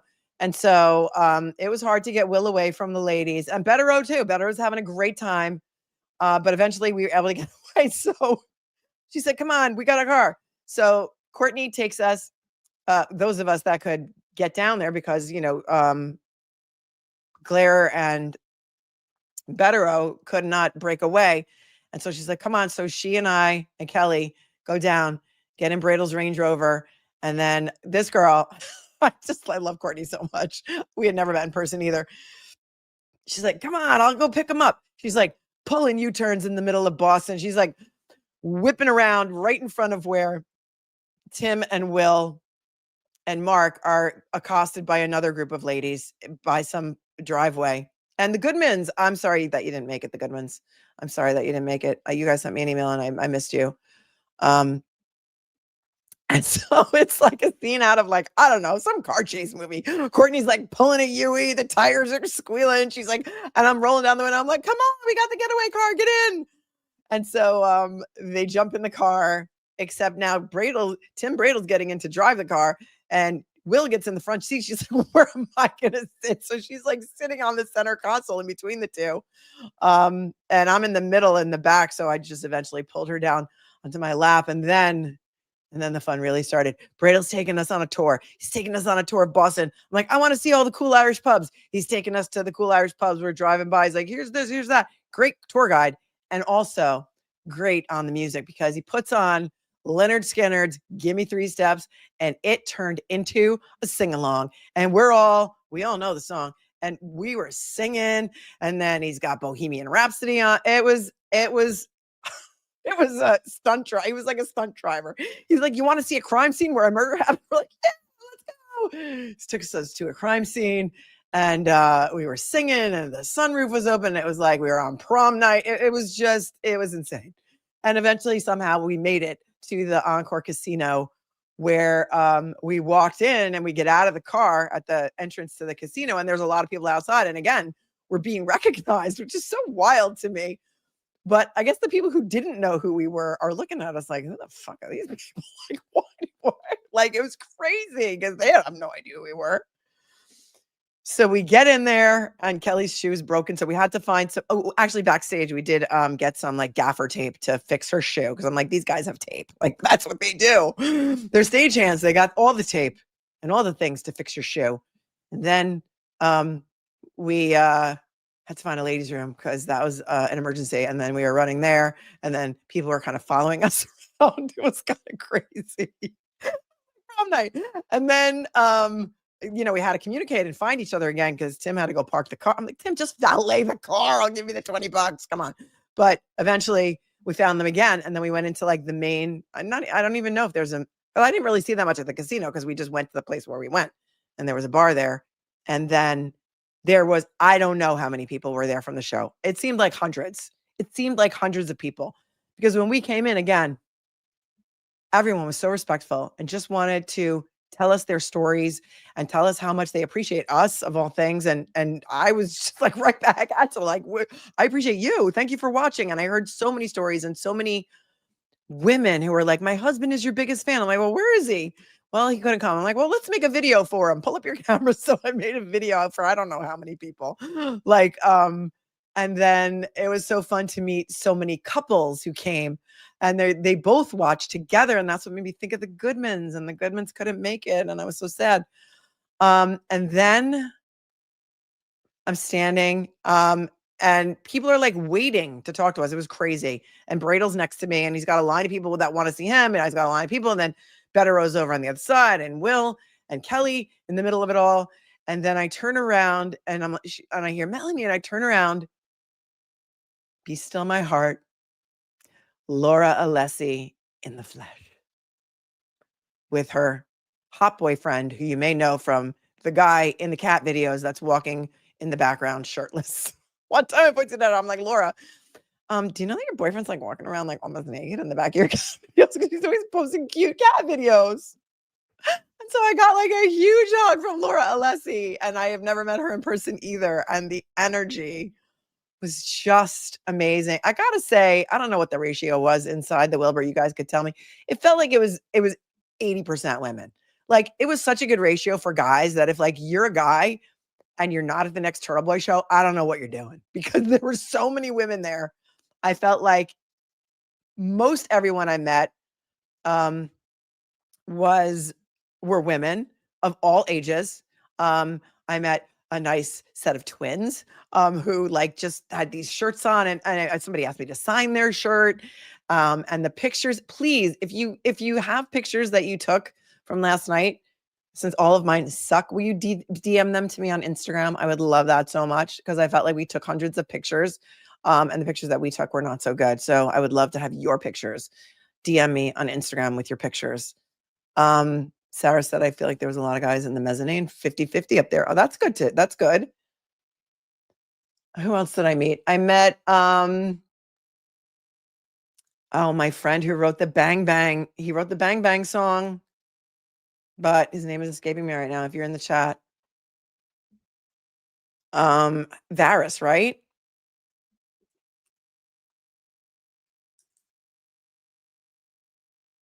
Yeah, Varys. He wrote the Bang Bang song. You know, bang, bang, bang, bang. Yeah, bang, bang, bang, bang. He wrote it. And he's amazing. He's a musician and he's awesome. He came around the end of the night. I went with Courtney and Bradle to, because after a while it just got so loud in there, and I was like, I want to go sit down somewhere quiet. So we went and we found like this steakhouse that had a giant like conference table booth that we sat in. Courtney and Tim and me and Tina, who also works for Tim and is a friend of Courtney. And then it was like a giant conference table. The waiter comes over. We finally find a place to sit where it's quiet. And the waiter comes over. He's like, I got like good news and bad news. The bad news is we've already had last call. But the good news is you can sit here until we close the door for, in a half an hour. So we sat for half an hour there. Then we went over to another amazing seafood restaurant, because I think every place else in Boston was closed, but it's a casino. So the place rolls all night. They pump the oxygen in there because they don't want you to know what time it is, And then we had a grand old time talking about the First Amendment for a very long time and talking about Brian Walsh and talking about all kinds of things. And Kelly eventually made it in, trying to drag Betterow with her, but he wouldn't. No, Betterow did come. He did come in. And then another guy came with Kelly because he said he wanted to meet me. Yo, Donnie, a Worcester police officer. Really great guy. He's got like 40 years on the job and he's not retired yet because he loves it so much. He's like one of the good guys. So yo, Donnie, shout out to you. Yes, Brian Walsh got stabbed in jail. That's another thing that has happened in the past week. I think it was the same night. Brian Walsh got stabbed in jail with apparently a very dull shank because they took him. Like, did he just make it himself and just want to get out of there for the night? They took him to the hospital and he was like discharged. He was like discharged like immediately. So it was like not a big thing. A lot of you guys sent that to me too. I don't know about anybody like throwing a drink at Betterow's face. And I don't know if that happened or if somebody spilled a drink on him. Rewind 41. I'm not sure. I didn't drink. So it's not like I didn't drink at all, but I felt drunk like when the show was over, if that makes sense. Like you're in this state of high. I think I had one Tito's and grapefruit, and then somebody bought me one that I never finished. So I think Mark told me a story about somebody maybe spilling a drink on him. I'm not really sure what the backstory is on that. I got to get the tea. When I get all the tea, I'll give it to you. Oh, Will says it happened. It happened. Somebody actually threw a drink at him, like intentionally. What is up with that? Yeah, I feel that way leaving a Dave Matthews Band concert too. Yes, I did meet a girl. Wait, are you with the girl with the 41 tattoo that I met at the Encore bar? Somebody had a 41 tattoo and we talked about that. Oh, you love Donnie Babs. You know Donnie? Yo, Donnie, what's the PD? 39 years on the job. He's a good guy. Oh, Jessica, my email is in the show notes. The email is fanbase@mlittlelaw.com. Thank you. I would love that. I would love your photos. Why Mark of all people? I don't know. Well, that's why, Jason, I was trying to give the benefit of the doubt. I know it's tough to mistakenly throw a drink at someone's face. That's why I thought maybe the person, because listen, I would tell you this. The drinks that they were giving us at the Encore bar were like in little plastic cups like this big, like little rocks glasses. And people were spilling them all over. People were spilling drinks on me too. Like my foot was wet. But I'm smart. I'm a New York City girl. Okay. So I, of course, had a pair of sneakers with me. So I didn't wear those spiked heels into the casino. I had my sneakers on. So, you know, when people were spilling drinks on my feet, I didn't really care because I could throw them in the wash and it's fine. But people, those drinks were spilling all over the place, right? Did you notice that? And then I asked for like a taller glass, you know, like a taller cup, because I saw people had drinks in taller cups, so that it was aggressive. Oh man, you're gonna have to go live and talk about that on your show because I wasn't there, so I don't know. Oh, here's Marie. Marie is the one with the 41 tattoo. Yay! Yeah, I don't know about anybody's dating life. I'm not really gonna talk about that kind of gossip. But that is cool. Who else did I meet? Because I don't want to leave anybody out. Let's go to the chat. James says, you are the rock star. Kids to college and travels I couldn't support. Strong women more. Oh, thank you, James. You're awesome. I love you. Laura says, hi, Laura here. One of the twins. That's Laura's one of the twins. And then she posted me on her Instagram story. I'll tell you what, if you guys post me on your Instagram story and it's like a good picture, I will always repost you. So thank you. She says, you're the definition of class and grace. Thank you for your kindness and allowing us all to fangirl last night. It was so nice. So nice to meet you guys and to hear your stories and to hear how people are telling me, a woman was telling me that she drives all day. She drives for 8 hours a day. She's like, I couldn't get through it without you. People who tell me that they were undergoing chemo for a couple of months and they would watch me every single day and got them through chemo. Like, it's crazy. There's Varys. Varys is here. He wrote the Bang Bang song. You know what? I think I have it. I think I have it in my email. I think I should play it for you. He's here. There he is. Hold on. And he used my song, or I mean my voice in the song, and actually like asked my permission, which is something for the record Howie Carr did not do. I'm in Howie Carr's promo, but it's okay because I'll allow it. Oh, and that's the joke that I forgot to tell, that I had in my head, that I should have brought notes. At the end of my roast, I was going to say something like, I was going to hand him an envelope. I was going to have the guy at the hotel give me an envelope with like a really thick hotel bill in it. I was going to say, here's my appearance fee. And if you thought the aperture bill was bad, wait till you see this. And then I was going to say, who's going to validate my parking, and just walk off. But I didn't. I forgot that part. I also had an off-color joke that I ran by my friends, and they said, no, it's too soon. And I said, okay, I won't say that one. Farris, I know you sent me a copy of the Bang Bang video. Oh, here it is. It's a song. Hold on. All right, I might have to download it. And I think I already have it. Wait. StreamYard doesn't like to play nicely with the window when it plays the song, so give me a second to find it. If you guys don't know the Bang Bang song, I was the only day that I went to the Karen Reed trial was trial 1. It was Flag Day. It was June 14th. And we had lunch with the team, and that's when they were having lunch in the church. And that was the day that I think it was Kelly. I think Kelly played Alan Jackson, the Bang Bang song, and he loved it. And when I met Varys another time, I think it was at the fundraiser, I told him the story of how much Alan Jackson loved it. And he did. All right, here we go.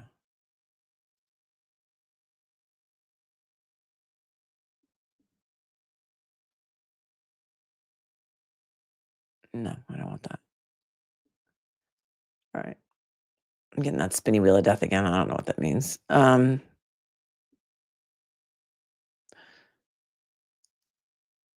Wait, you can't hear that, can you? Because I'm not sharing it, so hold on.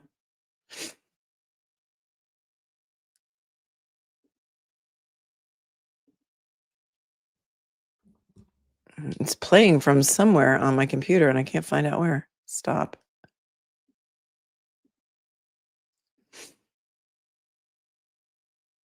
but I can hear it in my headphones and I love it so much. All right, stop playing.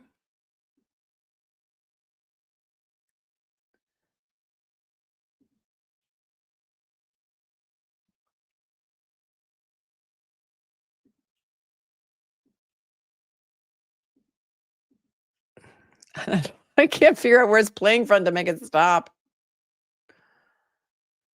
Hold on.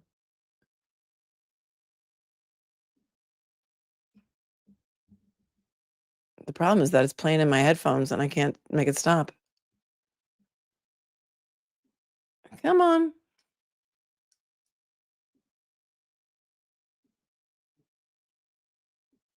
Thanks, Kel. Kelly's sending it to me, but the thing is that I have to download it to play it. And in order to do this on StreamYard, I have to do a video. No, I have to do an audio file. Hold on. Cancel. Talk amongst yourselves for a second.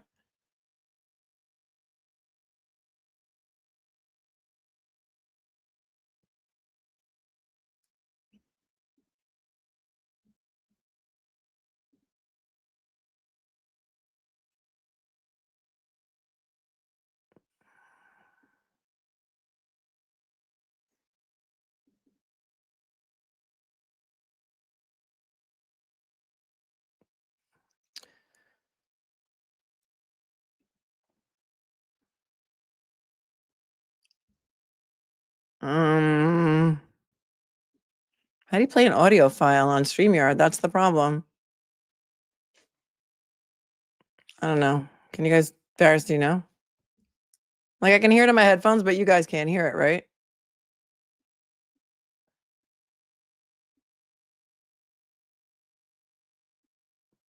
I don't know. I don't know how to do it. Is there a video of it somewhere?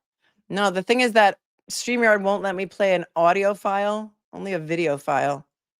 But let me see if it'll come up if I try and do it that way.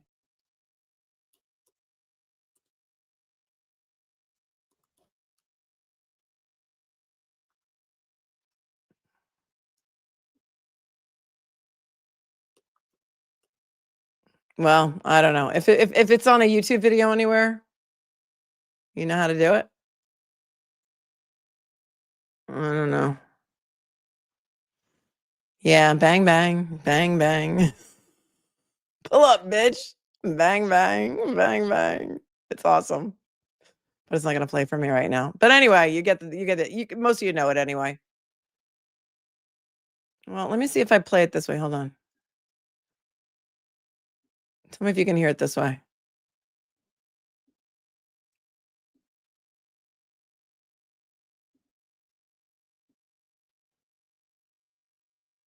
Tell me if you can hear this. Seriously? I will fuck you up. I will beat your ass. I will fuck you up. Pull up, bitch. I will fuck you up. I will beat your ass. I will fuck you up. Objection. Objection. Objection. I will fuck you up. KO. Bang bang. I will fuck you up. You're a bitch, bro. I will fuck you up. I will beat your ass. I will fuck you up. Right?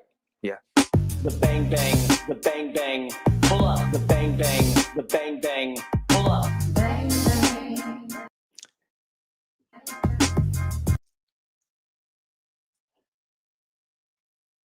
Wait, did it stop playing?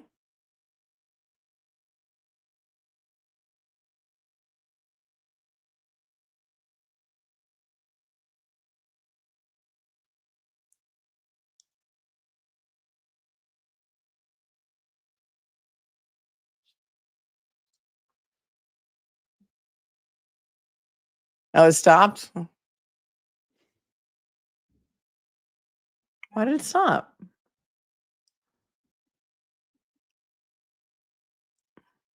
There's a really good part where I say, I am outraged.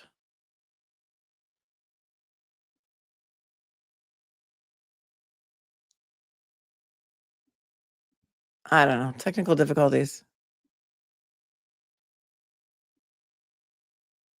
It was good.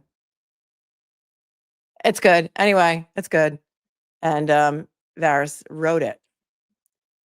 So that was cool. Karen was not there, no. She was not there. It was so much fun. And I think they should do it again. I think they will. I think if the Wilbur knows what's good for them, they will absolutely have them come back. So thank you, Laura. It was amazing to meet you. Thanks for your super chat. And Blessed Mom from Texas is here. And she fangirls over me. And that's crazy. But thank you. Kira says, you know, you're a rock star to us, right? Oh, that's very sweet. But no, I had no idea, really. Leah says, I met a woman that came from San Diego by herself, flew in right before the show, said she was leaving in the early morning to go back to San Diego to babysit. That's insane. Iceman says, Mel, I truly appreciate your take on everything and makes me challenge myself all the time. Notre Dame is playing right now and I'm missing it, which I never do, to hear you. Oh, that's sweet. That is very sweet.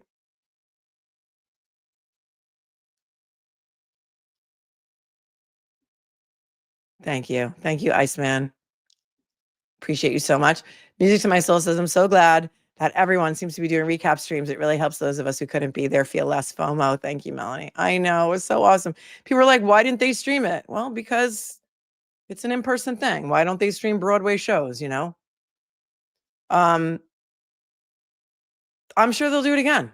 Turtleboy's not doing his show tonight. He's doing it tomorrow night. So he has no voice left. And so he's going to do his recap tomorrow night. I'm sure he's going to have a lot more to say because everyone's experience was different. Everyone's viewpoint, everyone's lens that they saw it through is different.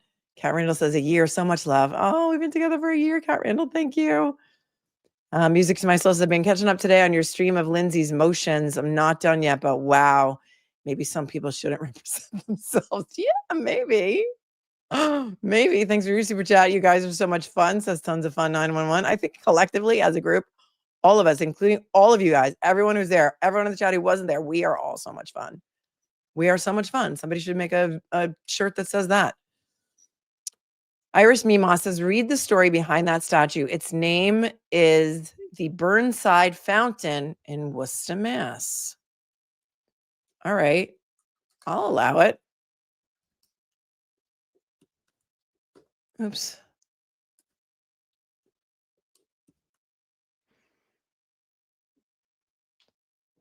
The Burnside Fountain, known locally simply as Turtleboy,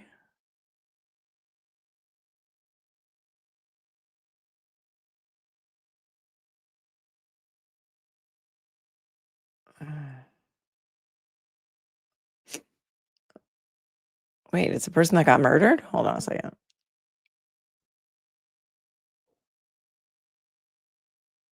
I mean, for those of you who don't know, it is like Aiden is from Worcester, and I guess he always liked the statue. Here's a picture of it. Maybe I'm going to the wrong website for this information, but here's the statue. This is the statue of Turtleboy. So if you didn't get my joke about a young boy violating a turtle, this is what the statue looks like. And that's where he got his name from. Or that's where he took his name from, I should say. Well, according to Wikipedia, the Burnside Fountain is a non-functioning drinking fountain at the southeast corner of Worcester Common in Worcester, Mass. It consists of two parts, a pink granite basin and a bronze statue of a young boy riding a sea turtle. The Burnside Fountain was commissioned in 1905 by the city of Worcester. The prior year, Harriet Burnside had bequeathed $5,000, which is equal to $175,000 in 2024, to create a fountain to provide fresh water for horses and dogs in the memory of her father, a prominent lawyer. The basin was designed by architect Henry Bacon, who later designed the Lincoln Memorial in Washington, D.C. Wow. I share a birthday with Abraham Lincoln. So we're like, Abe Lincoln and I are like simpatico. He's always been my favorite. Lincoln Memorial has always been my favorite. And the figure was created by sculptor Charles Harvey. Harvey died by suicide before finishing the sculpture, and Sherry Fry completed the bronze. The fountain was installed in 1912 in Central Square and then moved in 1969 to its current location on Worcester Common. In 1970, the statue was stolen and was reinstalled 2 years later. Who stole it? An attempted theft occurred in 2004. The bronze is officially named Boy with a Turtle, but is known to locals as Turtleboy. Turtleboy has become an unofficial mascot for Worcester, much in the same way Mencken Peace is for Brussels. The Burnside Fountain popularity is derived mostly from viewers' risque misinterpretation of the statue. Over its 113-year existence, it has been referenced in stories and songs, as well as having a music contest and a microbrew named after it. Well, somebody needs to get on Wikipedia and also mention that a famous journalist who created a movement unlike no other movement also adopted the name. I don't think it happens to be in this Wikipedia. No, it doesn't. Who's going to get in there? Anybody can. Can't anybody edit Wikipedia? So there you go. Thanks, Irish Meemaw, for having me look that up again. I haven't seen that in a long time. Kat Randall says, thank you all. The long run. You are the best. No, you are. There's Tom CPU. Says, thanks so much for finding the time to come support the First Amendment. Your attendance made it so very special. Boston loves all these creators. We love you, Tom. Tom, you're doing all the Lord's work. Boston Girl 79, aka Charissa. I also met Boston Bia, and Mizzy was there. Did I say that before? Thank you, Boston Girl Charissa, for gifting a membership. Melanie's Tort Teacher 101 says, did people tell you their tubes of you name when meeting you? Yes, many of them did. And many people didn't tell me their name at all. And so after the conversation, I would say, what's your name? And then I would say, thank you. And thank you, Annie, or whatever your name was. And then that's how I remember names, is by repeating people's names back to them. It's always a good way to remember people's names, is when they introduce themselves and they say, hi, I'm Tom. Oh, hi, Tom. Nice to meet you. And then you'll maybe remember their name. Maybe. The worst is when you're introducing somebody to somebody else and you don't remember the person that you want to introduce's name. And then, oh, hi, why don't you guys introduce yourselves? How do you handle that? Yes. Like, hi, I'm Sandy, aka Melanie Tort 101 teacher. Glad to hear you had so much fun. I would have loved to meet you. Mitzi Lucas says, did you and Jimmy sing Chicago? No, that you're right. I forgot about that part. I said, well, I don't have anything else prepared. So now is the time where Jimmy and I are going to do a musical number from Chicago. And I stood up and I said, come on, get up. And I started singing, oh, yes, oh, yes, oh, yes, oh, yes. Because he and I practiced this on the phone. I just want to tell you. We were going to do, the marionette scene. And he was singing it on the phone. Like, he was all into it. He was just yanking my chain. So that was just a little joke. But yes, no, we didn't. But I wanted to. And Tammy says, you absolutely got me through chemo. You're going to make me cry. I hope you're doing well. I'm sending you all of the healing vibes. All of the healing vibes. All of them. So I wanted to, but we just didn't have time. I only had 3 minutes. Oh, and that was my other joke. I'm like, you told me I had 3 minutes. I said, have you ever watched one of my streams? I go on for 4 hours. I can't keep it to 3 minutes. Mama She, thank you for your super sticker. You're an amazingly generous contributor to the channel. Jim's Forehead says, great time last night, but didn't get to meet you. Oh, I'm sorry. I was around. You guys who met me, I was. Before, after, in the middle. I'm sorry. Varys's son checking in. Oh, Varys's son is clocking in. Isaac, that's your dad? Your dad is Varys? He's awesome.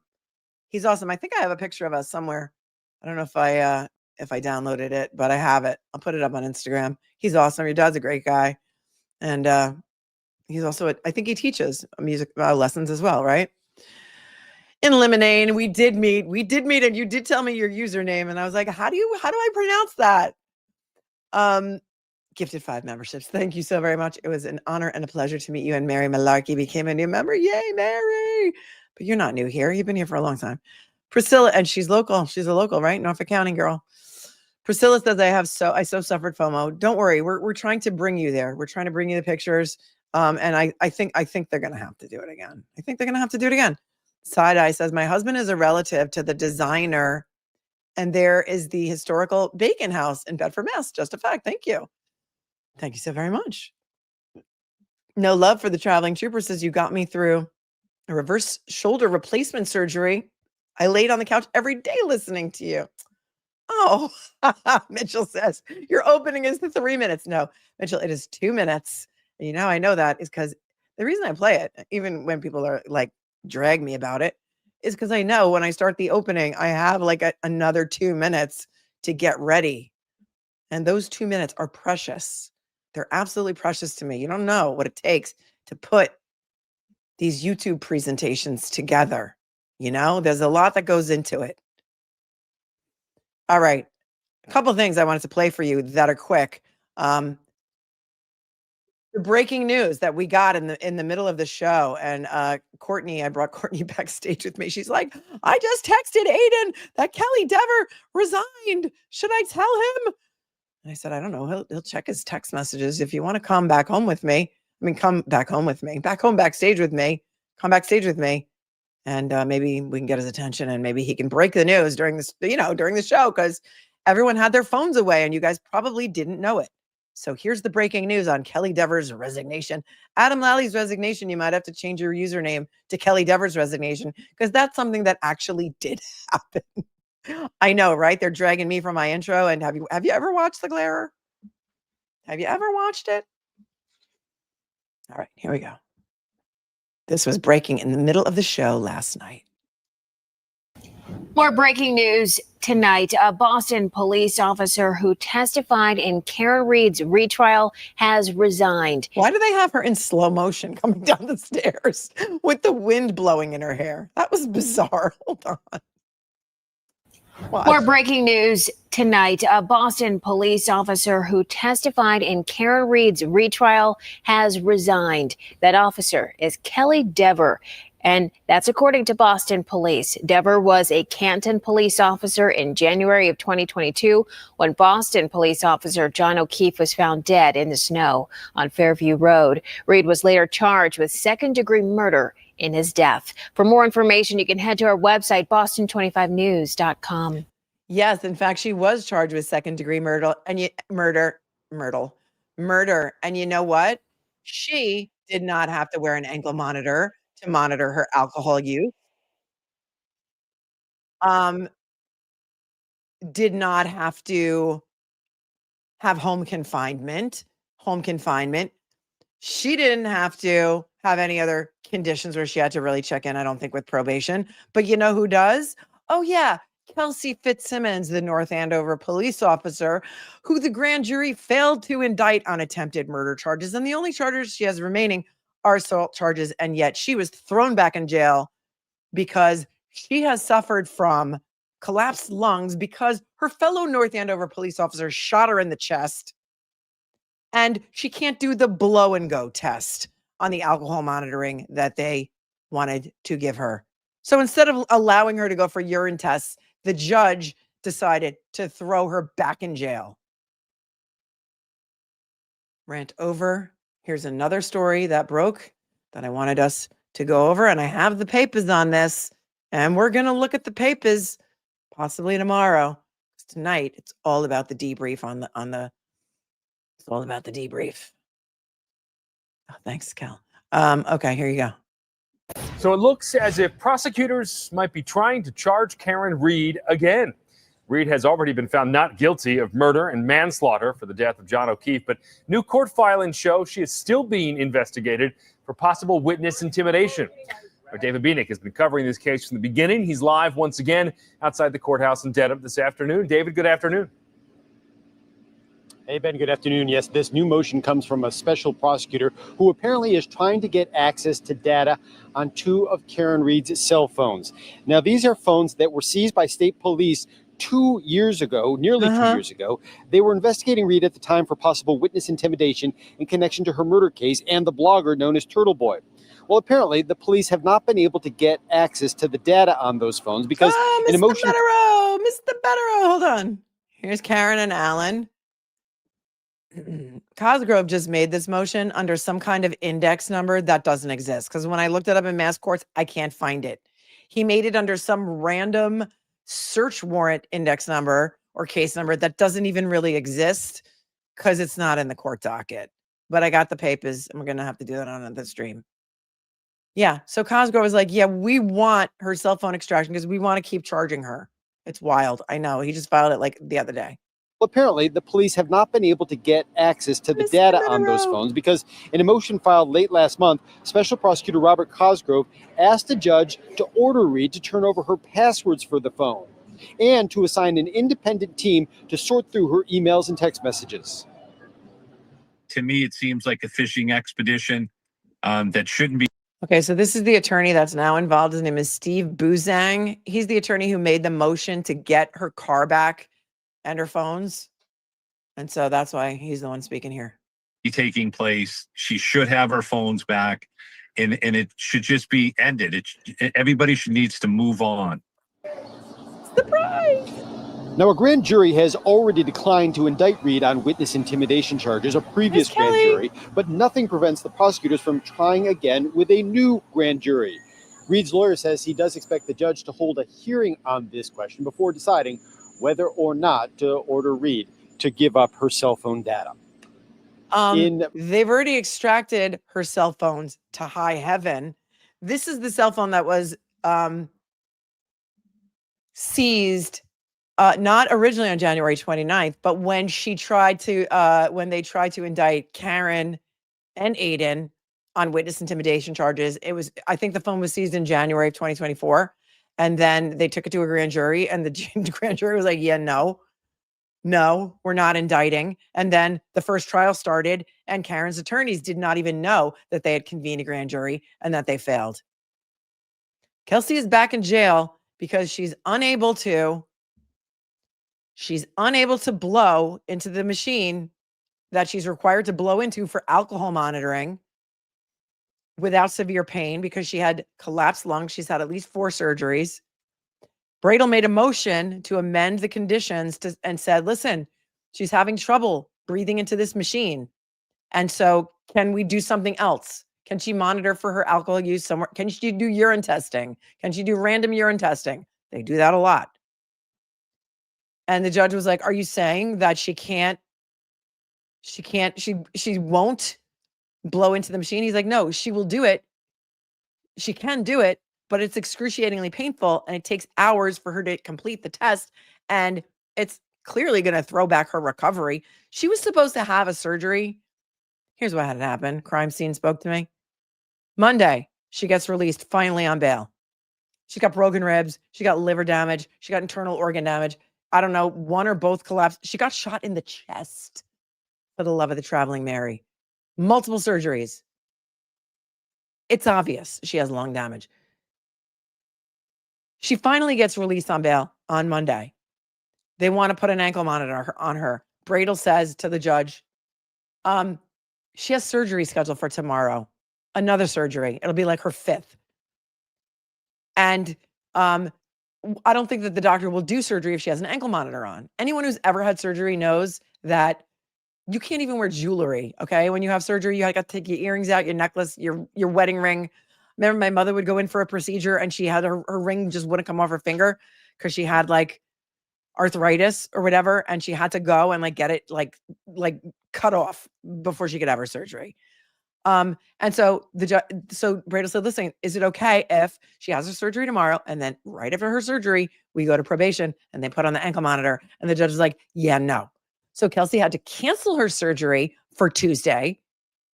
And then she has to start blowing in this thing to monitor her alcohol. It's like a random test. So they can test you whenever they want. So let's say her testing schedule is like 9 o'clock, 2 o'clock, and 8 o'clock. She could do it, but it took her a long time to complete it. And Bradel said, I think that this is cruel and unusual punishment. Can we have another option? And the judge said, listen, you've made 2 motions in 3 days to change her bail conditions. And so since you're telling me that, it's cruel and unusual punishment, I'm revoking her bail and basically cuff her right now and put her back in jail. Bradel didn't say we're refusing to do it. He was just saying, could we find another alternative? And instead, this bitch, oh, sorry, throws her back in jail where she's still sitting right now. And I'm mad about it. And if you want to, we can listen to the hearing. If you guys want to do it now, If you want to listen to the hearing, because I got the audio, we can listen to it because it's going to really make you mad. You thought you were mad now?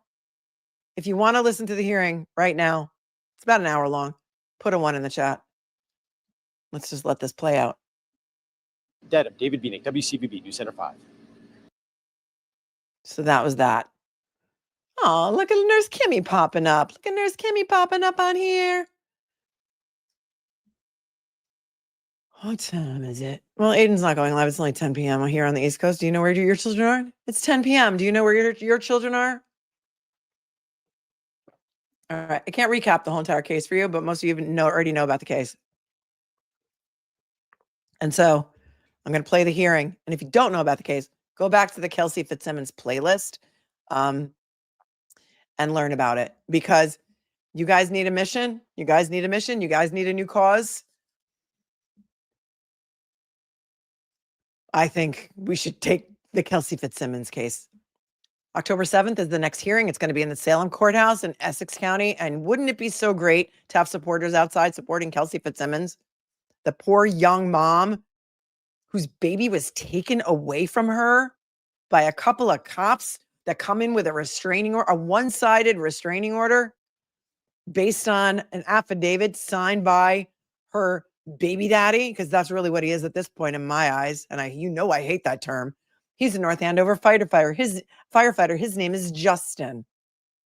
Justin went into court. All right, I'm going to have to do a quick recap.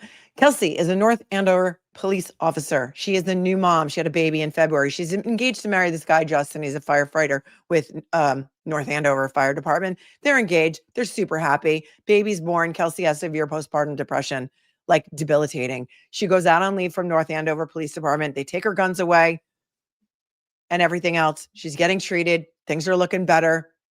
They're engaged to be married. They have a... They're engaged to be married. They were supposed to be married October 4th, coming up. This coming October 4th. In June, they go away for a bachelorette weekend. Bachelorette weekend in Maine. And Justin says he and Kelsey got into a fight and she was drunk. And he says that she threatened to hurt the baby. Well, the baby was not with them in Maine. And then they got a couple affidavits from a couple of other people who maybe hate Kelsey, say that Kelsey made some threats. So they get home. And Justin decides he's going to go into court and get a restraining order against Kelsey. And he's going to file for sole custody. And so he goes in to a hearing by himself without giving Kelsey notice and gets a restraining order against her. And then in the infinite wisdom of North Andover PD, the same PD that she works for. Now, remember, she's been cleared to go back to work. She's about to go back to work early July. I think this is June 30th. And she got her guns back. Because I don't know if she had to sue the department or she had to file some petition to get them back. But she got her guns back. So in the infinite wisdom of the North Andover Police Department, who's now going to serve her with this restraining order and take her baby away, they go to her house. She's feeding the baby on the couch. They knock on the door and knock, knock, knock. 3 male police officers, her co-workers, show up, handed the piece of paper and says, oh, they say, we got to take the baby. We're taking your baby away. Oh, and by the way, Justin's filed for sole custody. Oh, well, too bad, so sad. Here, give us the baby. She gives them the baby. She's freaking out now because what the actual fuck is going on in Massachusetts that somebody could take your baby away without notice or a hearing? I don't know. Sorry to curse, but this makes me really mad. And then they take her baby, and now she's already was just recovering from postpartum depression, which, as you know, can be debilitating. And she's petite, Kelsey, petite. Her coworker, let's just call him at this point because I'm reducing him to just coworker. He's a 20-year veteran on the force. Says, okay, you can put a couple things together for the baby and yourself. So he follows her up to the bedroom where she's going to put together a couple things for her and the baby. She takes out her revolver and turns it on herself. And I don't know if she said anything, but she basically was like, I've lost the will to live. You took my baby away. And so then the police officer, Noonan, his name is Noonan, doesn't that track? Noonan.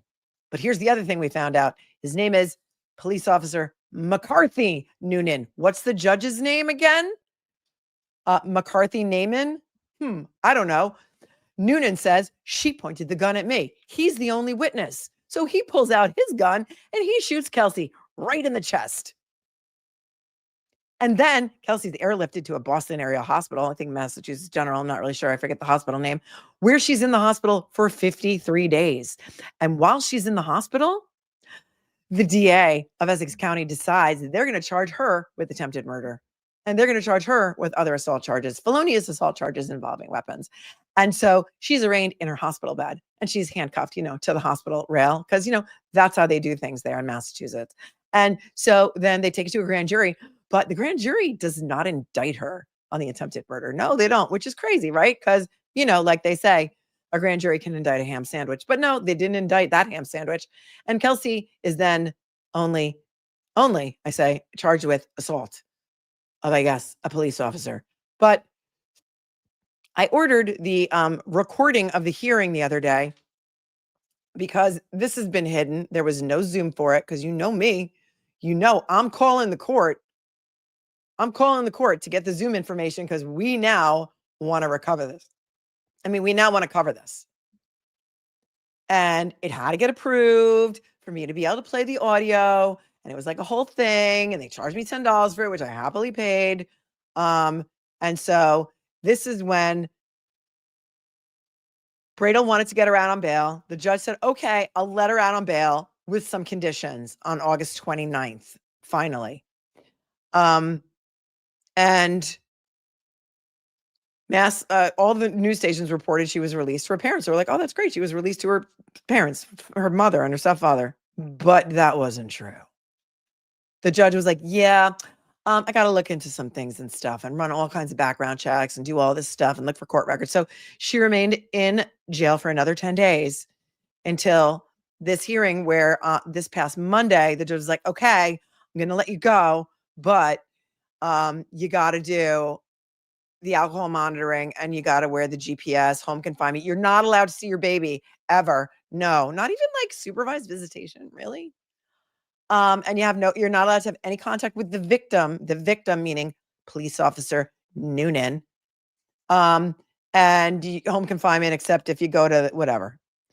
I don't know where her letter is. I got to find it. I don't know. Let's play this audio.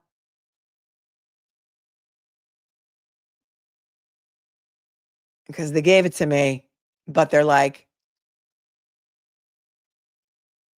all right, hang on. I don't know if I need a player for this. Hold on. Play audio. Okay, play audio. This is the hearing. So then all these things happen with the motions, and then they had a hearing, an emergency hearing on Thursday, and that's what this is. Thursday, September 11th. Audio. Come on.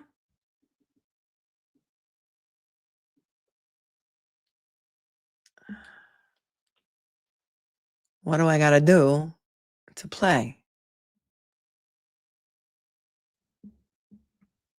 As part of our ongoing efforts, I have to download a player. I didn't have to do that on my phone.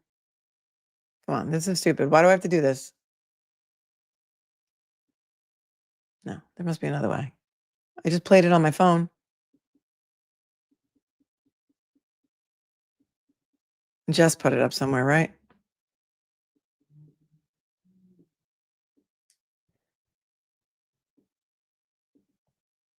Oh, I got it. Never mind. All right, here we go. This is the Thursday hearing.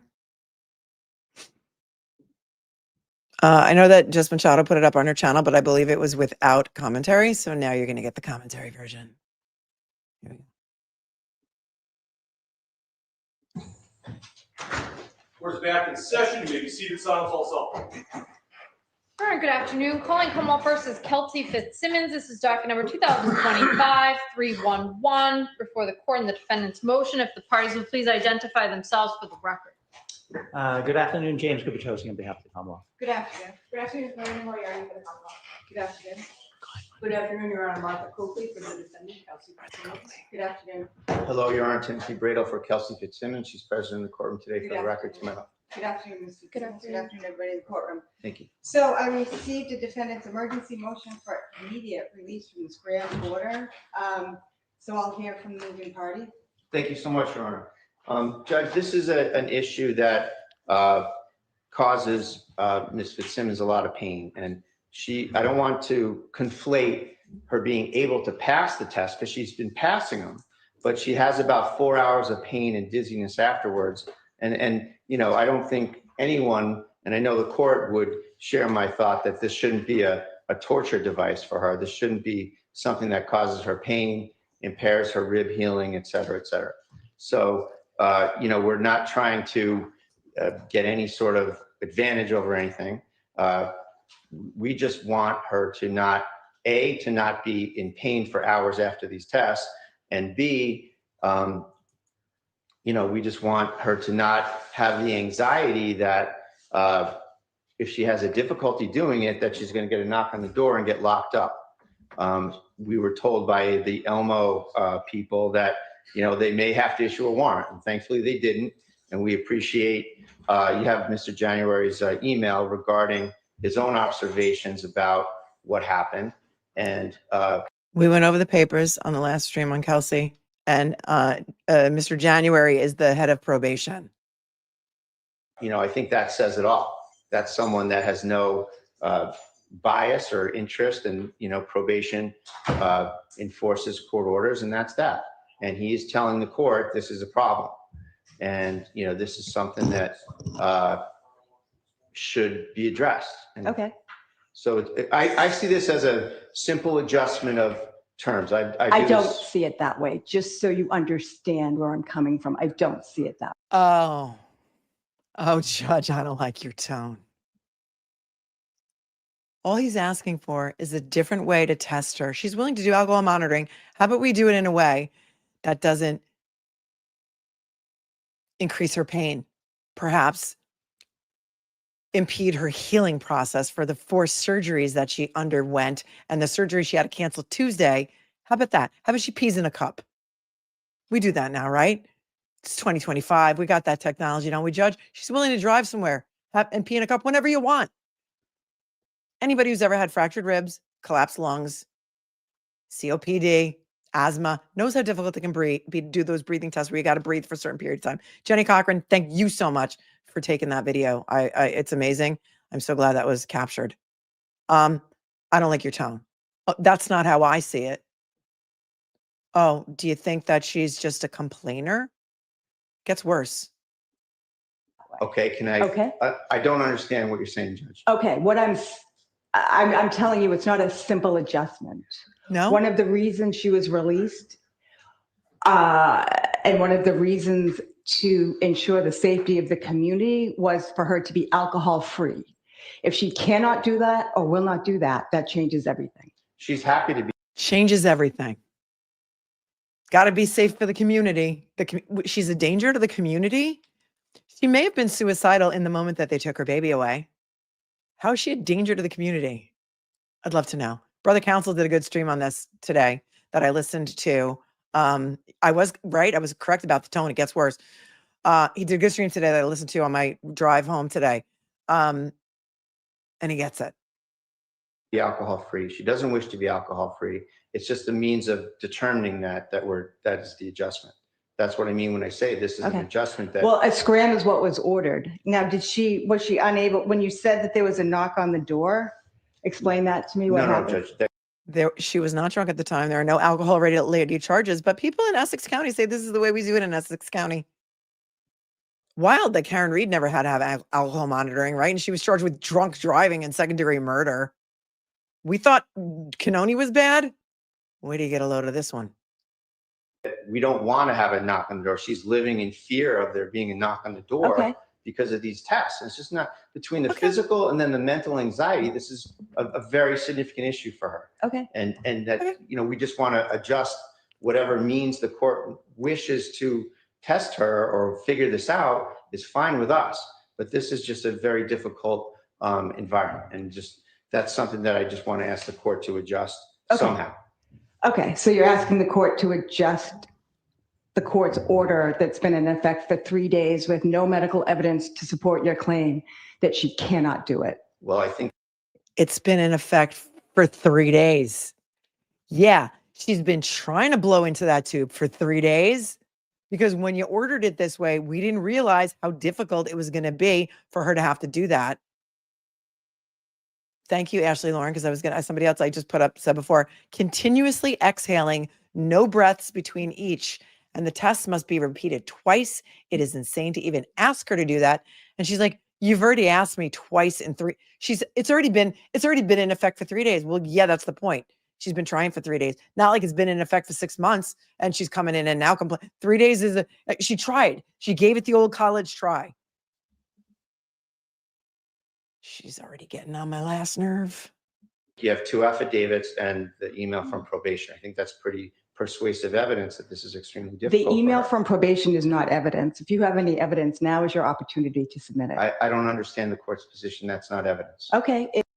The email from probation, remember, because we read it, didn't it say that she had difficulty doing it? And also there's a way, the only other option, we could do urine testing. Didn't he say that? And brother counsel, because he's real smart, he looked up the statute on this for the dangerousness hearing, the 58A hearing, and the usual rules of evidence don't apply. I'm sorry, judge, is this your first time? So an email would be perfectly acceptable. And then it turns out the guy who wrote the email happens to be in the courtroom. So we're going to hear from him. Here we go. It's an email. It's hearsay. Commonwealth, do you have a position as to the submissions of an email as evidence in this hearing to relieve the defendant, Ms. FITZSIMMONS, of a condition that's been in effect for 3 days? We're not saying remove the condition. We're saying change the method. And it's always like, Mr. Lally, would you like to object? Mr. Lally, would you like to object? I don't want to put anybody on the spot, but we have the person who sent that email here. Okay. So you have a burden. It's your motion. What do you want to do? Well, Judge, I think that here she is, Judge Kathleen Neyman. Judge Kathleen McCarthy Neyman. If you were going to fill in the blank, hey, Judge Bev, hold my blank. What would you guess that she was drinking? What did I say earlier? Rosé?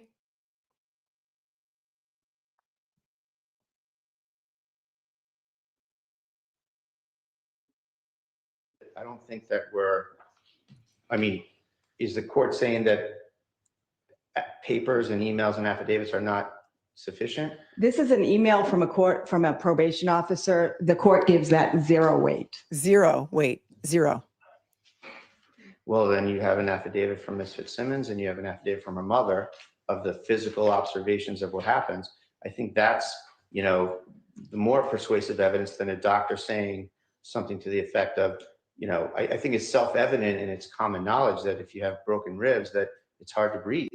What evidence do I have that she has current broken ribs and that she's suffering from broken ribs at this time? Well, you have an affidavit from her mother. You have an affidavit. Well, Judge, we've been in here numerous times on this case. She was in the hospital for 53 days. She was shot in the chest. She had her 5th surgery scheduled for Tuesday. And do we really need to bother a surgeon for an affidavit? Can the court not take judicial notice of the injuries in this case? Brother counsel was so funny today. He's like, she was shot. What part don't you understand? She was shot. She was shot. Nobody's disputing that she was shot in the chest. She was airlifted. You arraigned her. She was arraigned from a hospital bed. For the love of the traveling Mary. Really giving him a hard time. And you could hear that he's just like, I'm sorry, where am I? I know where we are. We're in the land of the lost. And that's why sometimes we put Chaka up in the corner. There he is. If you're a Gen Xer, you know about Land of the Lost. Chaka is our mascot. For Ms. FITZSIMMONS. And the other day we were here, I submitted I believe I submitted the instructions from Mass General about broken ribs. Okay. I just would argue that it's somewhat self-evident as well. Thank you. It's somewhat self-evident as well. And that, she's having great difficulty here. It's been observed by probation. It's been attested to by her mother, and it's been attested to by Ms. FITZSIMMONS. So it's just a very difficult scenario for her that luckily she has passed the test, but then she's got hours of pain afterwards. And the one that she had difficulty with, out of an abundance of caution, we were dealing with Elmo, and we were informed that they may issue a warrant. And so I want to hear about the one she had difficulty with. When was that? Okay, just have one moment. Well, so that's what I was saying, Judge. I don't want to conflate passing with not having difficulty. She has difficulty with every single test. And so she passes them and in great pain. So she's had difficulty in every single one, equated, it's in the affidavit. So she has difficulty on every single one. So that's a different issue than passing the test. So she's experiencing difficulty all the way through. But the one that she was unable to was 9/9/25 at 3:09 p.m., I guess. And was that a required test that she was to do? Yes, And she was unable to perform it? correct. Like this judge maybe is not a criminal court judge. I feel like this is like her first time having to monitor someone for alcohol use. I feel like the judges should know that there are alternative methods than this scram blow and go thing. I mean, I know they've got like ignition locks that you have to blow in before you can like drive your car.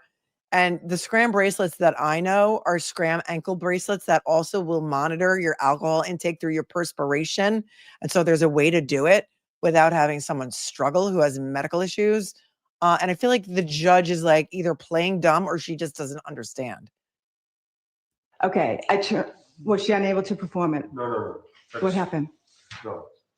So this, since she's been released, Yes, swearing off. Would The you raise your right hand, probation please? officer. Do you solemnly swear you will make true answers to such questions that may be put to you by the court or upon its direction, so help you God? I do. So she's now swearing in the probation officer who happens to be in the courtroom. Your Honor, if I could just pass this up. This is Sure. information pertaining to all of our screen tests. And is that being submitted, Attorney Braille, as an exhibit for the purposes of this hearing? Judge, I'd be more than happy to do that.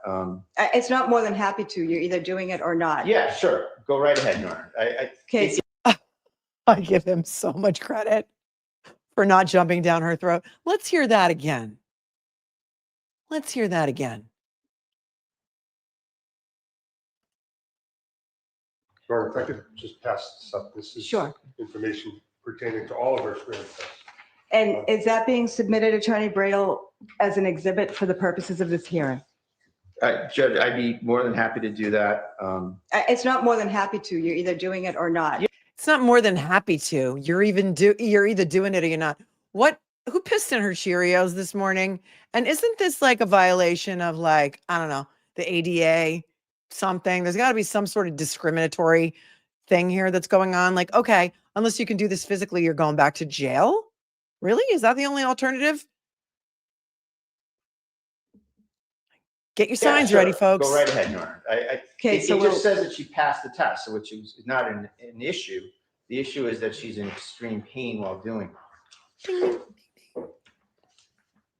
Whether she passes. Okay, so there's one Officer January that says incomplete at 9/10/25 at 3:09 p.m. Is that right? Yes, that's correct. So what does that mean? Yes. So what it means is there's a scheduled test that's programmed daily for her to be alerted and to initiate a test. And that happens. And so initially she answers the alert and attempts to take the test, but is unable to complete the test. And based on my information, my conversations with Elmo is that is when she has difficulty either blowing as hard or as long, or a combination of both, into the machine to complete the test. So what happens after that is there are additional attempts to complete the test, which she tries, and then ultimately on that particular date. And the probation guy is like, look, she's trying to complete the test. So she's not failing. She's not refusing to do it.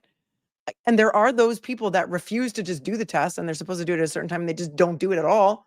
She's trying. So it shows up as incomplete, but then eventually she's able to complete it. So she's not in violation. But isn't there a way that we could find another way to test her? That's all they're trying to do here. She successfully completes and passes the test on September 10th at 3:50 p.m. Okay, what I have in front of me is an incomplete test at 9:10:25 at 3:09 p.m. That's correct. And then if you just look And then right it above says that, passed at 9:10:25 at 9:30 a.m. She passed. okay, so you're looking, I'm referring to the second document, it's multiple pages. I think if you just go up instead of the one above it, the Okay. incomplete is the So it's 3:09, it's incomplete, and then at 3:50 she passed. That's correct. So that's a period of 40 minutes. It took her 40 minutes to complete the test. That's correct.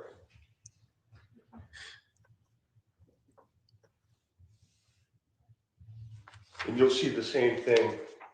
So the other one, which is September 9th, yes. September 9th, Again, at 3 o'clock. she passed, but the test is initially incomplete. at 3:09, and then it's complete at 4:21.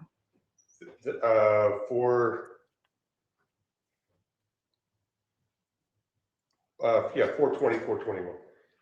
So there were 2 times that she had an incomplete test. Is that Yes, correct? incomplete and And what's the procedure of the probation department when somebody who has a condition of release to have scram and to pass the scram test in a very serious case if they're incomplete? And I have 2 incomplete tests and I was not made aware of either one of them. So Okay. A very serious case. She's not charged with attempted murder. Okay. She's charged with assault. I wasn't notified of either one of those incomplete tests. And he's going to say, we don't notify judges when they're incomplete. We notify judges when they're not in compliance and they don't do the testing at all. She doesn't understand. It's like, this is her first day on the job. And somebody said they looked her up and she only has handled civil cases. So I don't know. I genuinely don't know, but I have concerns. my first job when we get an incomplete test is to gather more information. And so, which is what we do.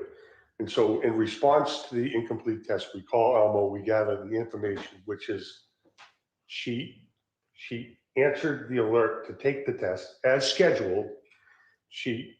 Unfortunately, she was unable to complete the test because she was unable to blow as long or as hard as needed to complete the test. So ultimately, at 4:20, coincidentally, the scheduled test. There may be additional attempts in between,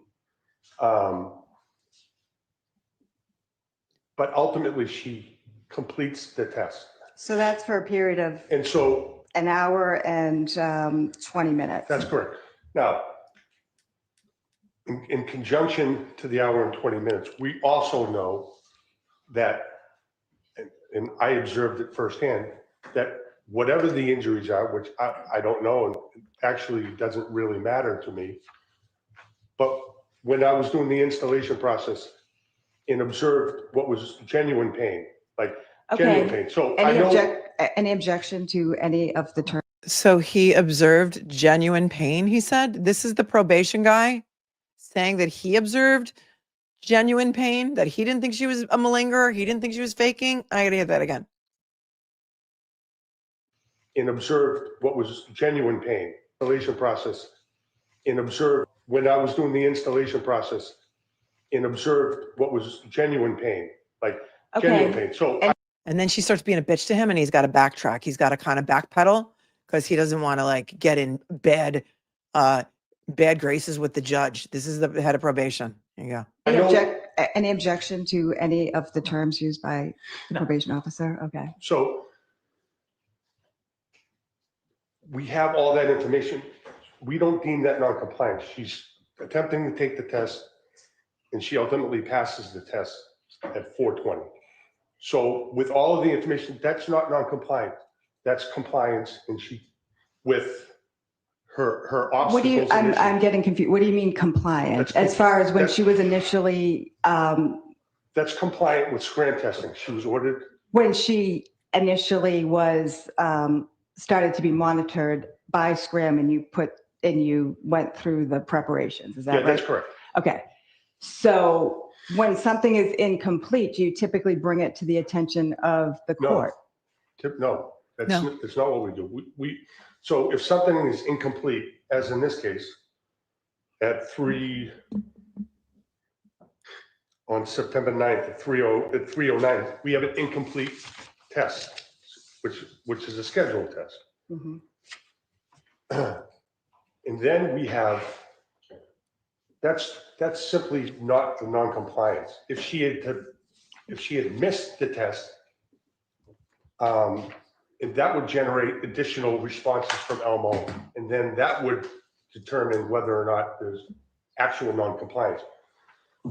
If someone missed a test because they were down in the basement doing laundry and then came up and realized that they had a test, took an on-demand test 20 minutes later and passed the test, which means there's no alcohol in the system, we don't deem that as non-compliant.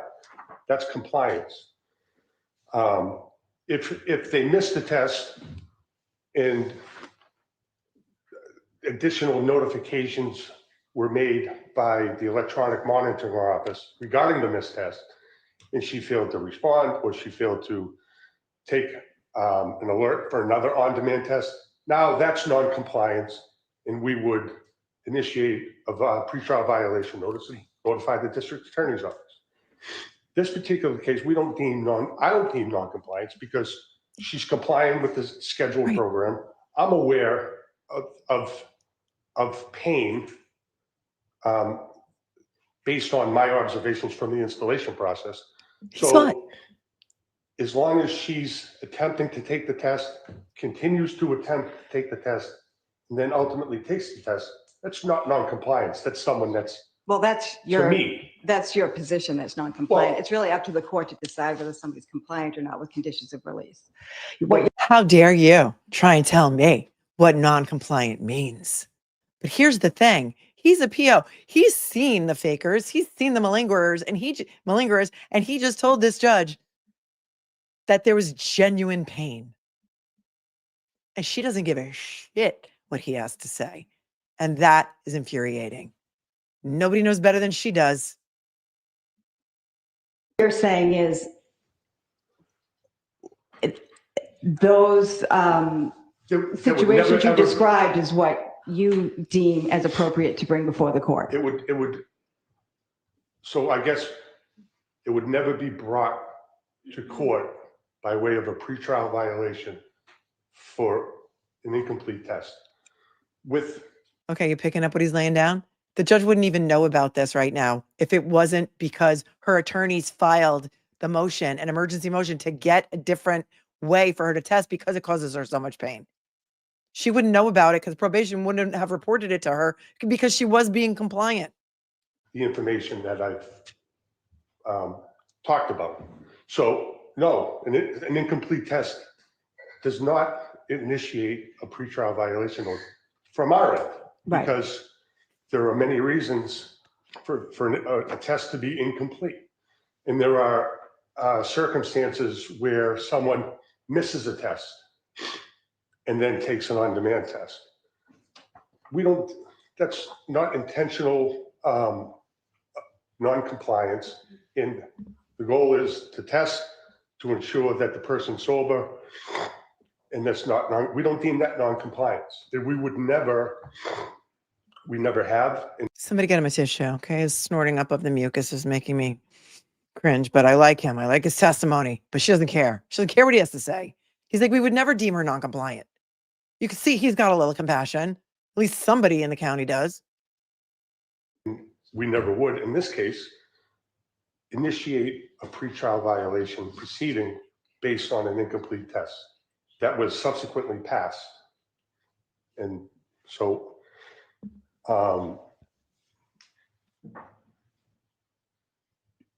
the schedule for her to be tested is something that we discussed. It wasn't ordered by the court. The court ordered someone to be alcohol What free. do you mean we discussed? So she knows when she's going to be tested? With Ms. FITZSIMMONS. I discussed with the defense counsel about creating a testing schedule, because it's more practical to have a schedule in place. There was no schedule that was ordered by the court. There's no frequency of testing that was ordered by the court. It was 4 times a day, 3 times a day. None of that was ordered. She was ordered. It was random screens. Excuse me, Ms. Officer January. It was random screens. Now you're telling me she's on a schedule? Oh boy, she starts getting mad, and she's wrong. He's like, it's just easier for us to do it on a schedule. She has to blow at 10, 2, and 6. They're just like, excuse me, wait a second. It's supposed to be random, and now you're telling me there's a schedule? I do not like her attitude one bit. To get tested? Is that what you're telling me? We created a schedule, as With we always do. Okay. As we always do. Not in this particular case. We always do. It was random screens that were ordered. Judge, I don't have that. I don't have random screens anywhere in my materials, for the record. Okay. I don't know nothing about random screens. You're wrong, Judge. Okay. You're wrong. Judge, just so I could clarify that. When we get an order, someone's placed on pretrial conditions that include remain alcohol-free with scram testing. We always default to creating this testing schedule, Okay. and up to 4 times a day.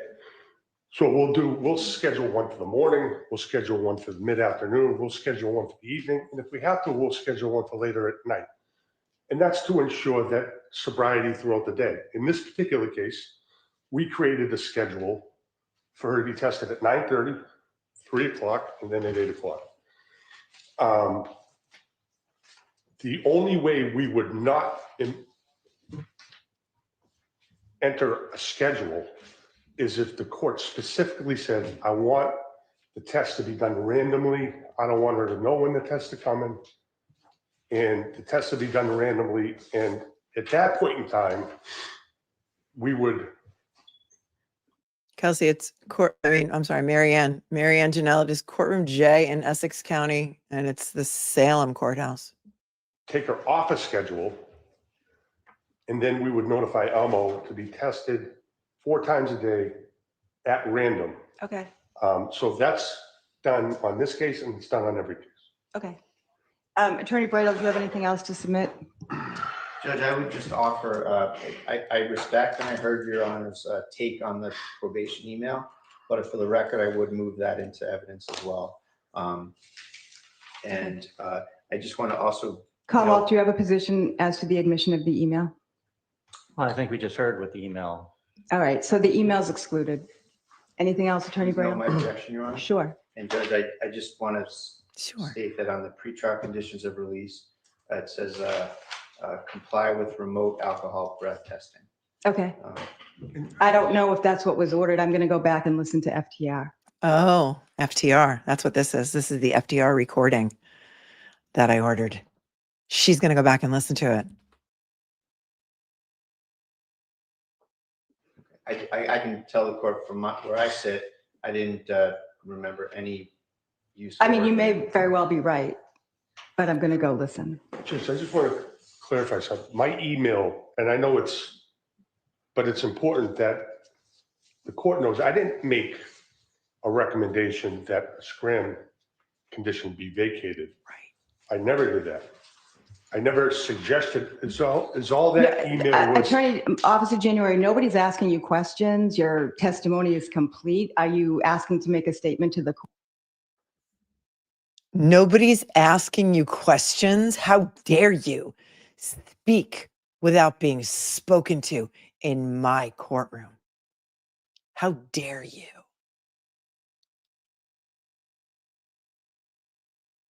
Court sua sponte? If the court's under the belief that I recommended that condition be vacated or removed, then yeah. I Because haven't the- said anything one way or the other, sir. We're here for one purpose and one purpose Okay, only, and that's thank for you. the motion to vacate the Scram device. So do you have anything else to submit, Attorney Bradel? No, Your Honor. Okay, Commonwealth, do you have anything? No, I have no evidence to submit other than the arguments that I talked about, how important that the Commonwealth's belief is in light of the court releasing the defendant, that testing be done. Okay. Attorney Bradel, I'll hear, first of all, I do have a question. So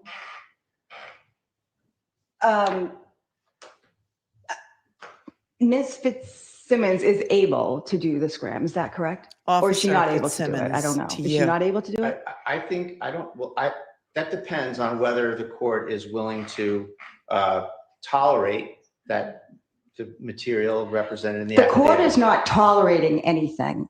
Okay, let's be clear. Remember when I read it to you and I said, this is the tone that I think it's in? And the tone that I thought it was in was not as bad as it really is. And I thought I was overdoing it a little bit, maybe overacting. No, here it is. Okay, let's take that back. Represented in the The affidavit. court is not tolerating anything. Okay, let's be clear. I'm not tolerating anything. The court is not tolerating anything. Ms. Fitzsimmons is a defendant. In lieu of incarceration, my order was that she submit to Scram. If she cannot do that, I need to know that. Can she do that or not? She can do it. Okay. Under the terms that are So- laid out in the affidavit. So you're saying she can do it on her own terms? With significant pain. Okay. Why is she getting so fired up? This is like the day when Kanoni had her grave concerns and she started like shaking uncontrollably.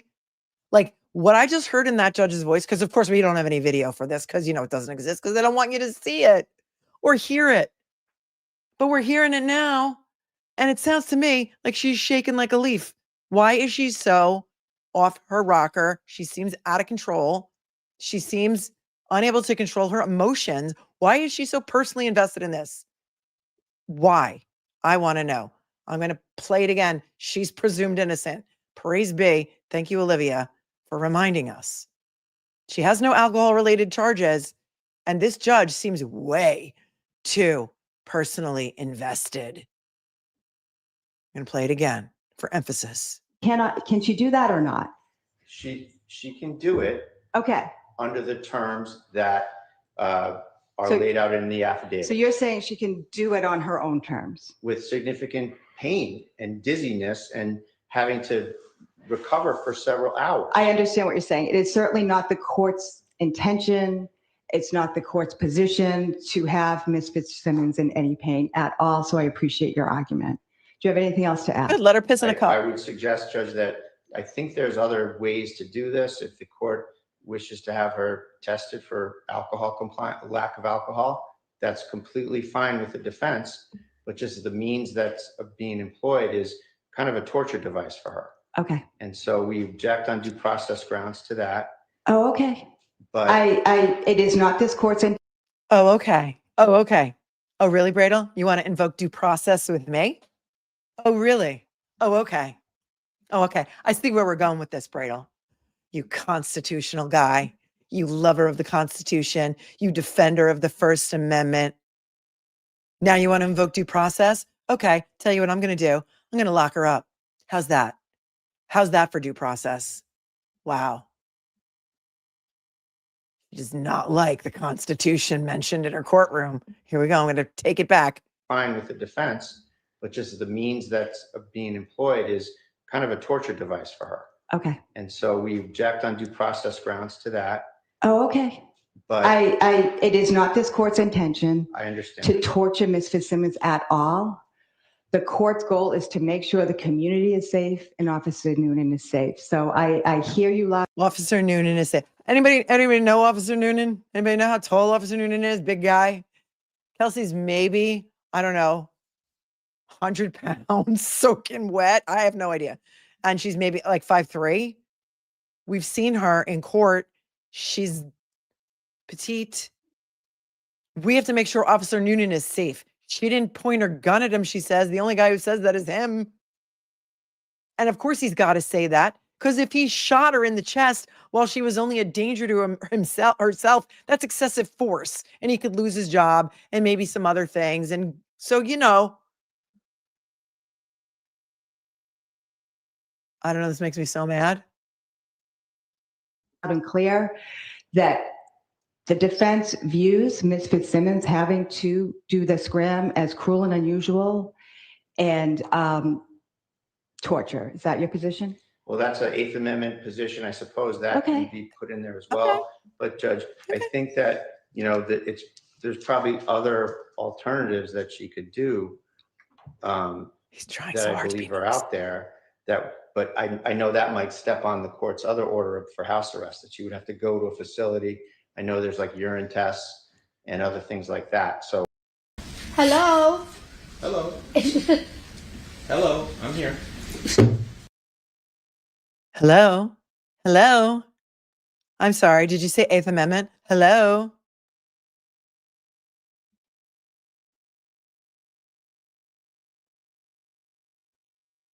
Where's Cardi B when we need her? Trying to use this to create a situation where she can go drink alcohol. That's Okay. not at all what this is about. So I just want to ask the court to consider any other alternatives that might not pose this type of an issue. Okay. Thank you. Attorney Gubitosi or Attorney Moriarty, do you have anything to add? No. Okay, I'm going to leave the bench for a few minutes and I'll be right back. Yeah. So she left the bench for a few minutes. I don't know how long her grave concerns took, but since we got the recording, we don't have to sit through the break. And we don't even have to FF. No body cam. Your Honor, Nobody. we're back on the record with the FITZSIMMONS matter.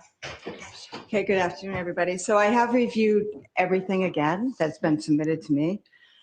And I will state for the record that Fitzsimmons has moved twice in a 3-day period to amend her conditions of release. Yes, she's moved twice in a 3-day period because you had said that you were going to release her on August 29th. And it took you until, I don't know, 10 days later to actually do it. And since then, she was supposed to have a surgery scheduled for the next day, you know, the first day that she got out of jail. So, you know, that was one issue. And then the second issue was the cruel and unusual punishment of having to blow and go instead of pee in a cup. And so I'm so sorry that we've taken up so much of your valuable time, Your Honor, when you had better things to do. I'm in an alternate universe right now. Listen to the end of this recording because you're going to hear Kelsey Fitzsimmons crying at the end and it's going to break your heart. I've pinned her give, send, go in the chat. And if you are able, please, every dollar helps. She's not a threat. Neither occasion has she submitted any medical evidence to support her claims. The imposition of conditions is the court's order after careful consideration of the evidence to fashion the least restrictive conditions that will reasonably assure the appearance of the defendant and the safety of all other persons in the community pursuant to General Laws, Chapter 276, Section 58A2B. Just days ago, the court concluded that the condition of remaining alcohol-free and submitting to scram monitoring was necessary to ensure the safety of the community. After a thorough review of all of the arguments and submissions by the Commonwealth and Fitzsimmons, that conclusion remains unchanged, regardless of Fitzsimmons' claimed physical limitations. Remember, we read the judge's order the other day when we went over the papers because we didn't have the hearing recording or the Zoom because there wasn't any and we had to wait and order it and pay for it.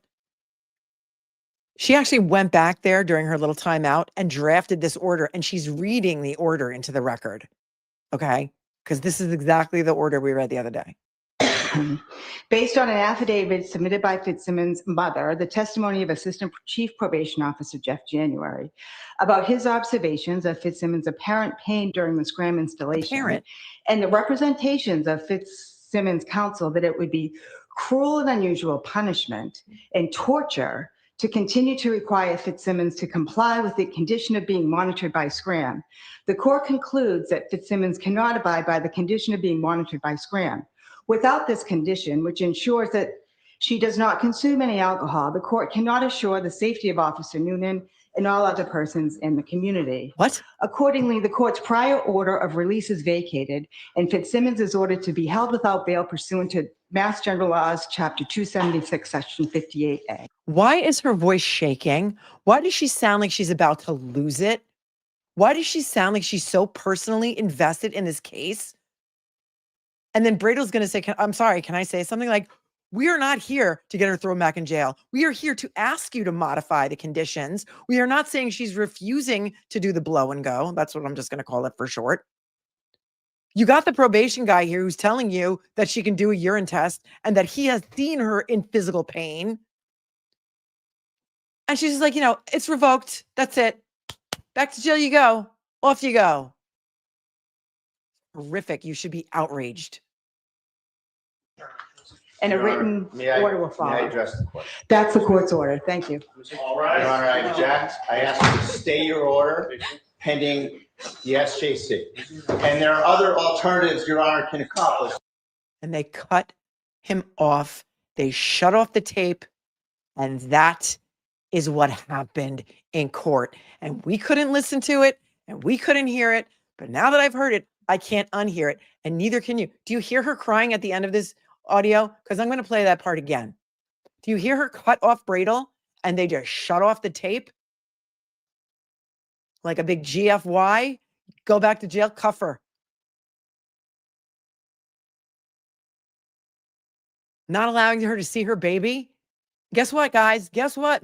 Massachusetts friends, if this can happen to Kelsey Fitzsimmons, it can happen to you too. Somebody can go in there, make some maybe made up complaints about you in front of a probate judge and just take your baby away. Listen. The court's prior order of release is vacated, and Fitzsimmons is ordered to be held without bail pursuant to Mass General Laws, Chapter 276, Section 58A. And a Your written Honor, order will follow. May I address the question? That's the court's order. Thank you. All right. Your Honor, I object. I ask you to stay your order pending the SJC. And there are other alternatives Your Honor can accomplish. I have earbuds in, so I may be able to hear her crying more than you can, but it makes me want to cry. I can't imagine a worse feeling than standing in front of a judge. This judge who will not listen to reason, who will not listen to the constitutional arguments, who wants nothing more than to lock up this new mother. Talk about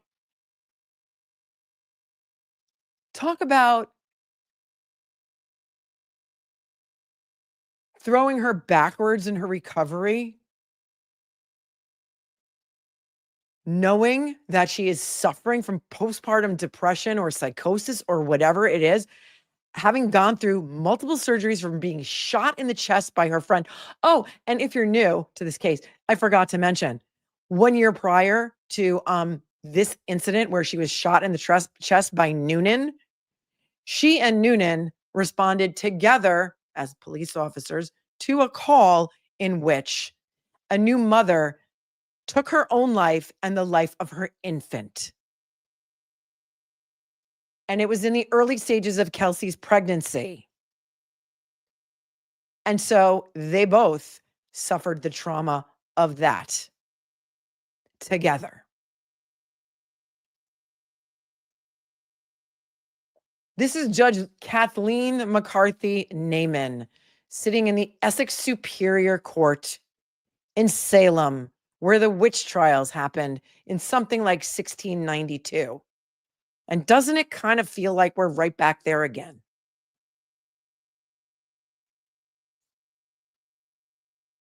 I don't know, but somebody told me to haven't done the deep dive on this, but I know you guys will. Police Officer Noonan might also have a McCarthy in his name. I don't know. I know it's Irish is Irish is a very popular thing. A lot of Irish in Boston area. And McCarthy's a very popular name. Maybe it's a coincidence, but you know what I've found from covering all of these cases in Massachusetts? There's no such thing as coincidence.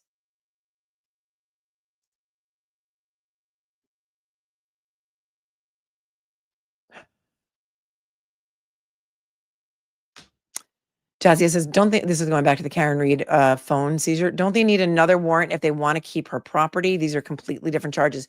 Yes, but they still have their phones in their possession because they never returned them. And we have to look at the papers on this because it is a Cosgrove motion, which, you know, kind of hard to weed through. And to be completely honest with you, I haven't read it in full yet. So I don't know if he's asking for, I'm not exactly, I'm sorry. This is not, hold on a second. This judge's name is something Neyman, right? Hold on. Let me take it down.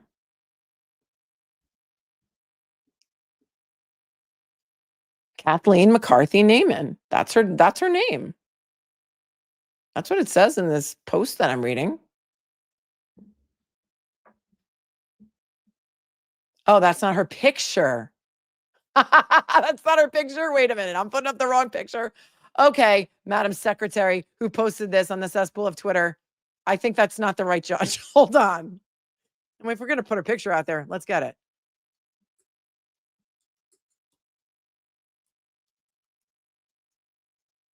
This is why you can't trust. This is why if you want something done right, you got to do it your damn self. All right. That's a different judge from Broward County. Okay, what?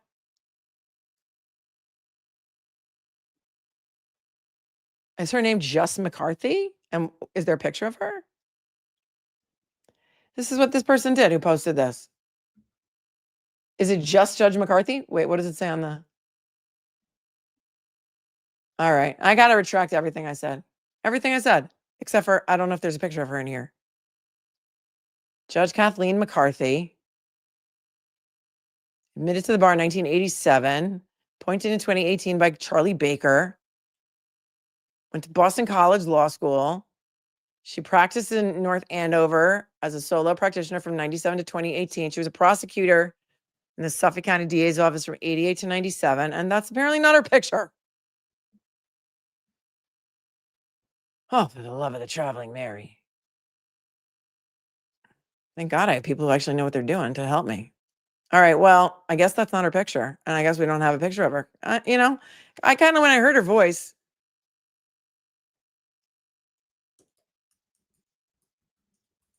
I thought maybe that could be her. Essex. All right, now I'm gonna have to go back and cut out the damn picture. That's a different judge in Florida. Forget it. Forget her. And of course, when you actually like Google it, that picture is the first one that comes up, but it's Broward County, and we know Broward County is in Florida. And so I don't have a picture of her. Maybe she doesn't take pictures. Maybe she doesn't do the pictures. There's a lot of Kathleen McCarthys that are judges in other parts of the country. So I guess in her defense, I'll have to go blur the picture out. So that's it. She's apparently blonde. All right. Well, her name is McCarthy. It's McCarthy. It's Kathleen McCarthy. So, Jazzy, we're going to have to look at the papers. And Boston Girl says, because of you, Melanie, Rumi, who never paid attention to the news, is paying attention. Your passion is infectious. Oh, thank you so much. Thank you so much. But I just want to point out here in my defense, I just want to point out that somebody sent this to me. And here it is, right here. Wait. The actual tweet from somebody named Madam Secretary who posted 15 hours ago. Judge Kathleen McCarthy, Neyman. I don't think this one is Neyman. Superior Court Justice orders Kelsey FITZSIMMONS back to jail after revoking her bail. And tags Jess Machado show, provided the FTR recording from the hearing. Please listen to it. Wrong picture, not the right judge. Please correct your tweet because now I have my foot in my mouth. Okay. Thank you. Thanks, Trissa. I love to hear that. Mr. Reed's paint tape says, Melanie, I'm a certified sober coach in Massachusetts. I work for an in-home addiction treatment company for 2.5 years, and I would love to work with her to support her coming home. That is so nice. Mr. Reed's paint tape. send me an email. My email is in the show notes, fanbase@mlittlelaw.com. I would love to connect you if that is at all possible. You are super generous because all of you guys are so generous. You are the most generous people I know, and you love to help and you love to get behind a cause. And I think the next hearing is October 7th in the Salem Witch Trial Courthouse. I don't know if that's really the courthouse where the witch trials happened this time. I'm just making a joke because if we don't laugh, we're going to cry all the time. Here's a picture of, hang on, because I had this pulled up for you before and then I did not show it to you. Oh, thank you, Sandy, for sending me the picture of the correct picture of the judge. I'm pretty sure this is it. Oh, and have I have I told you? Have I expressed my love of the Dyson to you lately? Because you know how much I love the Dyson Airwrap, right?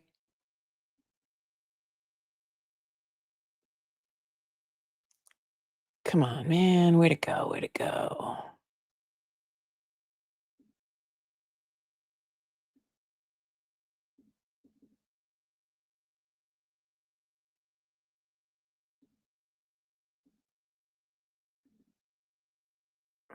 That's not her.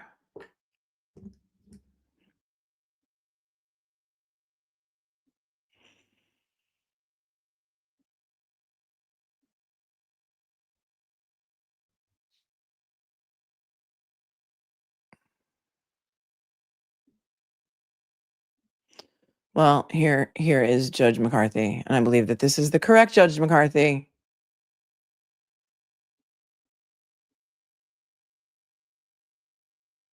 And there she is. Oops.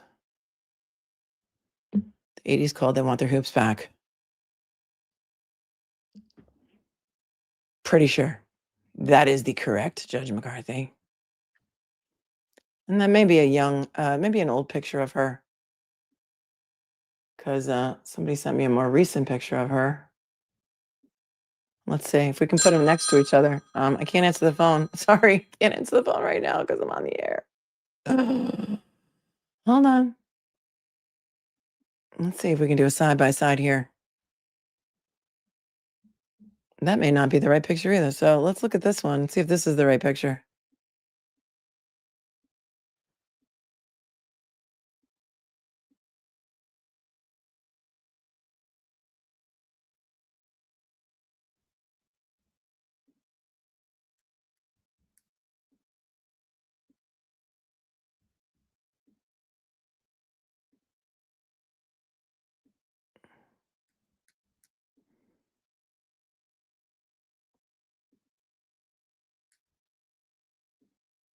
There we go. Oh, wait, maybe that's a very young picture of her, the other one. Maybe it wasn't from the 80s. Hello, Judge McCarthy. I think we have finally found you.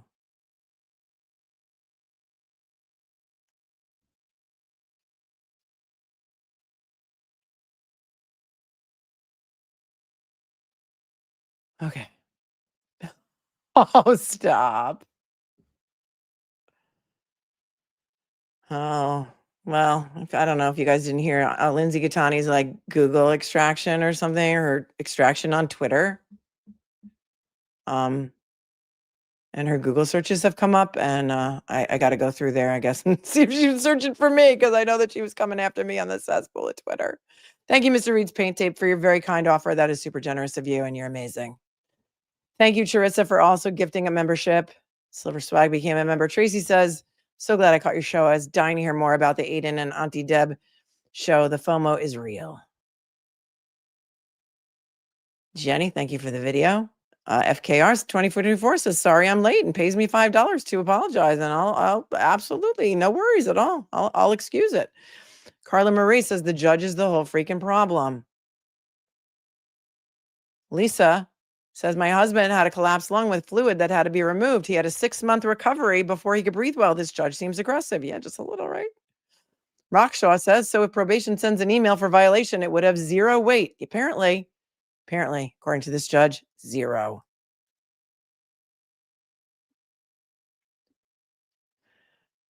Jola said, Melanie, for the sake of argument, the judge indicates that she wants medical evidence. Is there a reason why Bradel did not ask for an adjournment so that he can get Kelsey's medical records? This judge was not going to, she called an emergency hearing. She was not going to accept an adjournment. She would have thrown her in jail anyway.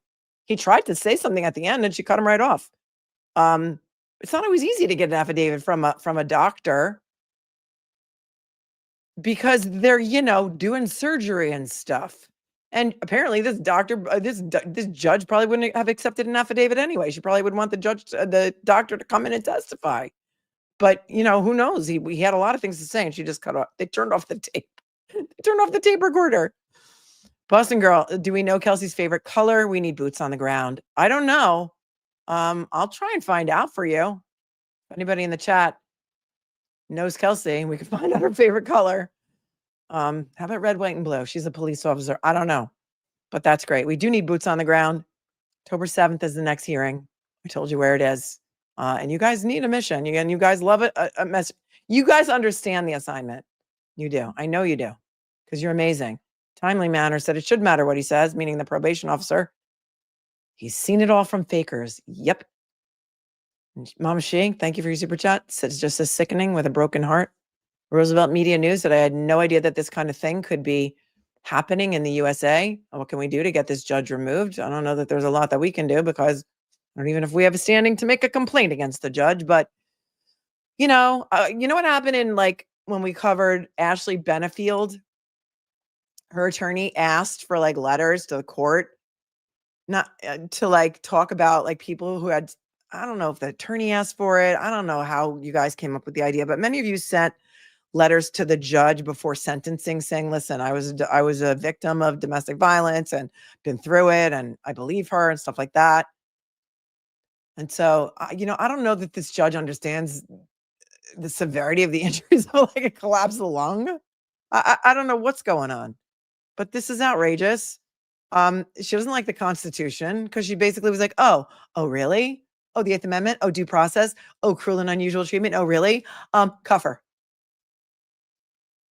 It's gross. FKR 2024 says they can also do hair follicle testing, which goes back 6 months for alcohol. And in Massachusetts, because listen, they don't even have body cams at North Andover Police Department. So, and apparently they don't have the scram monitors that test alcohol through perspiration. So there's a lot of things they don't have. So I don't know. The answer is I don't know. Susie Q, I feel like the pending emails and cases have gotten in everyone's pocketbooks because they have to stop while everyone is watching, in my opinion. I feel like the pending emails and cases have gotten in everyone's pocketbooks because they have to stop while everyone is watching, in my opinion. I'm not sure. I'm not picking up what you're laying down. Thank you for your super chat. Pimabo, how quickly do you think it can go to SJC? Well, I think he's going to go there because that's what he was saying. Can you stay this pending me going to the SJC? That's what he said before he was so rudely cut off. And I think that's what he's going to do. I'm sure it's probably on its way there. Weird Debbie says, thanks so much for your coverage. Thank you for watching. Dawn says, why not put an ankle bracelet on for monitoring? Well, she has that too for GPS monitoring, but Dawn, they don't have that type. I know you're law enforcement or retired law enforcement, I think, if I recall correctly. And I've been told they don't have that type in Massachusetts. Thank you for being with me for 12 months. Mel, I just emailed you your picture. Thank you very much. I think I just put it up there, right? I think I did. So that is where we stand right now, my friends. No, I don't know if they have to keep her in medical. That's a good question.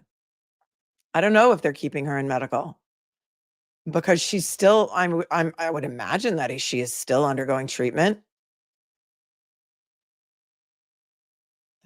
Here's another picture.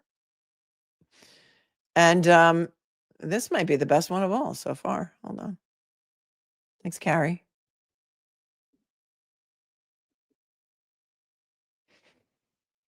And if we line that up with the other one,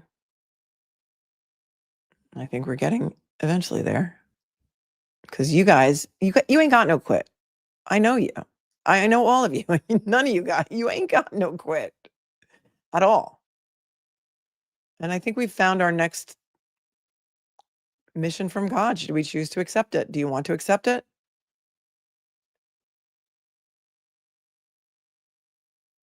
Thanks, Karis. I'll just leave it there for a second. Share out the stream. Yeah, share the audio everywhere. Share out the stream. People need to know. You guys are the ones to spread the word. Captain Corruption Expose. Thanks for being here for 21 months. Does she stay in medical segregation? I don't know. I just don't know. You guys are so on it with the pictures. Now everyone's emailing me pictures. Can we share audio everywhere to show her colors? Absolutely. Absolutely. Music to My Soul. Has court responded to the reconsideration motion? No, not yet. He just filed that one, I think, Friday. And here, as a reminder, because here I found the email that was attached that the judge says she's not going to consider as evidence. So let me show you that email again in case you didn't see the last stream where we went over the papers. Tim Bradel sent an email to probation saying, look, is there any other alternative to this blow thing?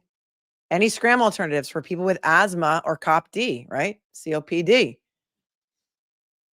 And he says, hi, Tim, sorry for the late email. Looks like the only alternative is testing with one of the vendors for probation. AverHealth testing would require someone to call the number every day, listen to a recording, which would notify her whether she's required to take a test that day or not required to test.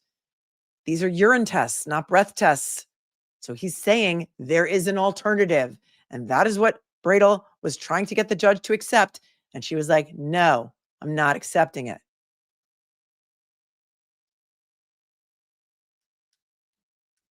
Not evidence. I give it 0 weight. 0 weight. And you heard her tone. And I did not like her tone. Did you?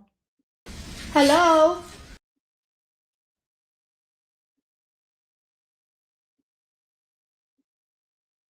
Cardi B didn't like it either. Hello, I'm here. Hello. Hello. Hello, I'm here. She doesn't get it either. And so that's Judge McCarthy. I am trying to give her an alternative to incarceration. Oh, somebody just said Maddie in the Morning has sold out the Wilbur many times. All right. I'll allow it. I could be wrong. I'm always willing to say that I could be wrong. That's what I heard. I heard it through the grapevine. The Wilbur's never really sold out. But if Maddie in the Morning has sold out several times, I don't know who that is. I'm assuming it's a radio guy who has a radio show called Maddie in the Morning. And so that could be true. But I will tell you that Jeremy Piven doesn't have hardly any tickets sold. And they didn't even open up the seats in the balcony, which is the highest level in the theater. So there's that. No, she didn't have a problem with alcohol. I think there was like maybe an affidavit there. The charges did not involve alcohol. She was not drunk when she allegedly turned her gun on herself. That's her story. But they say that's what they do in Essex County for everybody. I don't know. I don't know. You know what I know? I'm tired. I'm tired. And your girl's got to get some sleep. Because, you know, we might cover something tomorrow. You never know. That's why you want to have your notifications set. You want to have a subscription. It's free. Just hit the bell. Do the things. Hit the evil woman on the play. We got to start a new playlist now. The YouTube things that YouTube likes. Peg of Leg is tired too. You guys, we had a late night last night. And then when we got to bed, it was time for Auntie Deb's show. And then, that's right, 20 years ago, Bob Weir says, because he knows radio stations gave away a lot of tickets. Yeah, they did. Remember, you used to have to call in to be the 10th caller. Did you ever win? I don't know if I was ever the 10th caller. It was like WLIR, which was like the great Long Island radio station. That's like radio heyday. Oh, such a great station, WLIR. I can still remember the logo. It was like a seagull. Raider Kev is so disappointed in the judicial system. I know. It's a mess. It's a mishigas. All things is Shonda. It's a mishigas. I sometimes talk in Yiddish just because I can. Everyone go get some rest. What a great night we had last night. Kelsey FITZSIMMONS is the new thing because you're all outraged by it. I heard more about her last night than I heard about Karen Reed. Thank you to Aiden Carney for allowing me to be part of his show. It was an experience that I will not soon forget. You killed it, Daddy. Everyone loved it. People in the chat loved it. Yeah, we needed to hear the audio, right? And it is a night that none of us will soon forget. Oh, we should go to Salem and visit all the witchy stuff in Jackson's. Nichols said needed to hear the audio. Totally different now. I know. I said that, right? It's not the same when we read the transcript. We need to hear the audio. Karen D won Weekend at Bernie's movie tickets from Kiss 108. That's how long ago. That's one of the greatest movies of all time. Crowd Daddy was in full effect. Thank you to all of you for being here with me tonight. And to any of you that I had the pleasure of meeting last night, thank you. You made my night. I love each and every one of you. And I hope I get to meet all of you at some point in time. And I hope that Turtleboy and Auntie Deb do this show again so that we can do it all again and that a whole bunch of new people who haven't seen it or didn't get to go can see it again. Kelly Reed, I love you. You're my sister, my new adopted sister. And Nursey Kim and Jimmy and Will and Mock Betterow and Tim Bradle and Courtney and Jess Machado and to Richie and to JFK and James Jackson and Kevy Kev. I hope you got to give Nurse Kim her flowers. And to everyone who came out last night, keep on keeping on. We ain't got no quit. We're not done. We'll find something else to yell about. You know we will. Till then, my friends, stay cool, stay kind, stay classy. I know you can do it. And also stay safe out there. I'm going to see you real soon. Peace.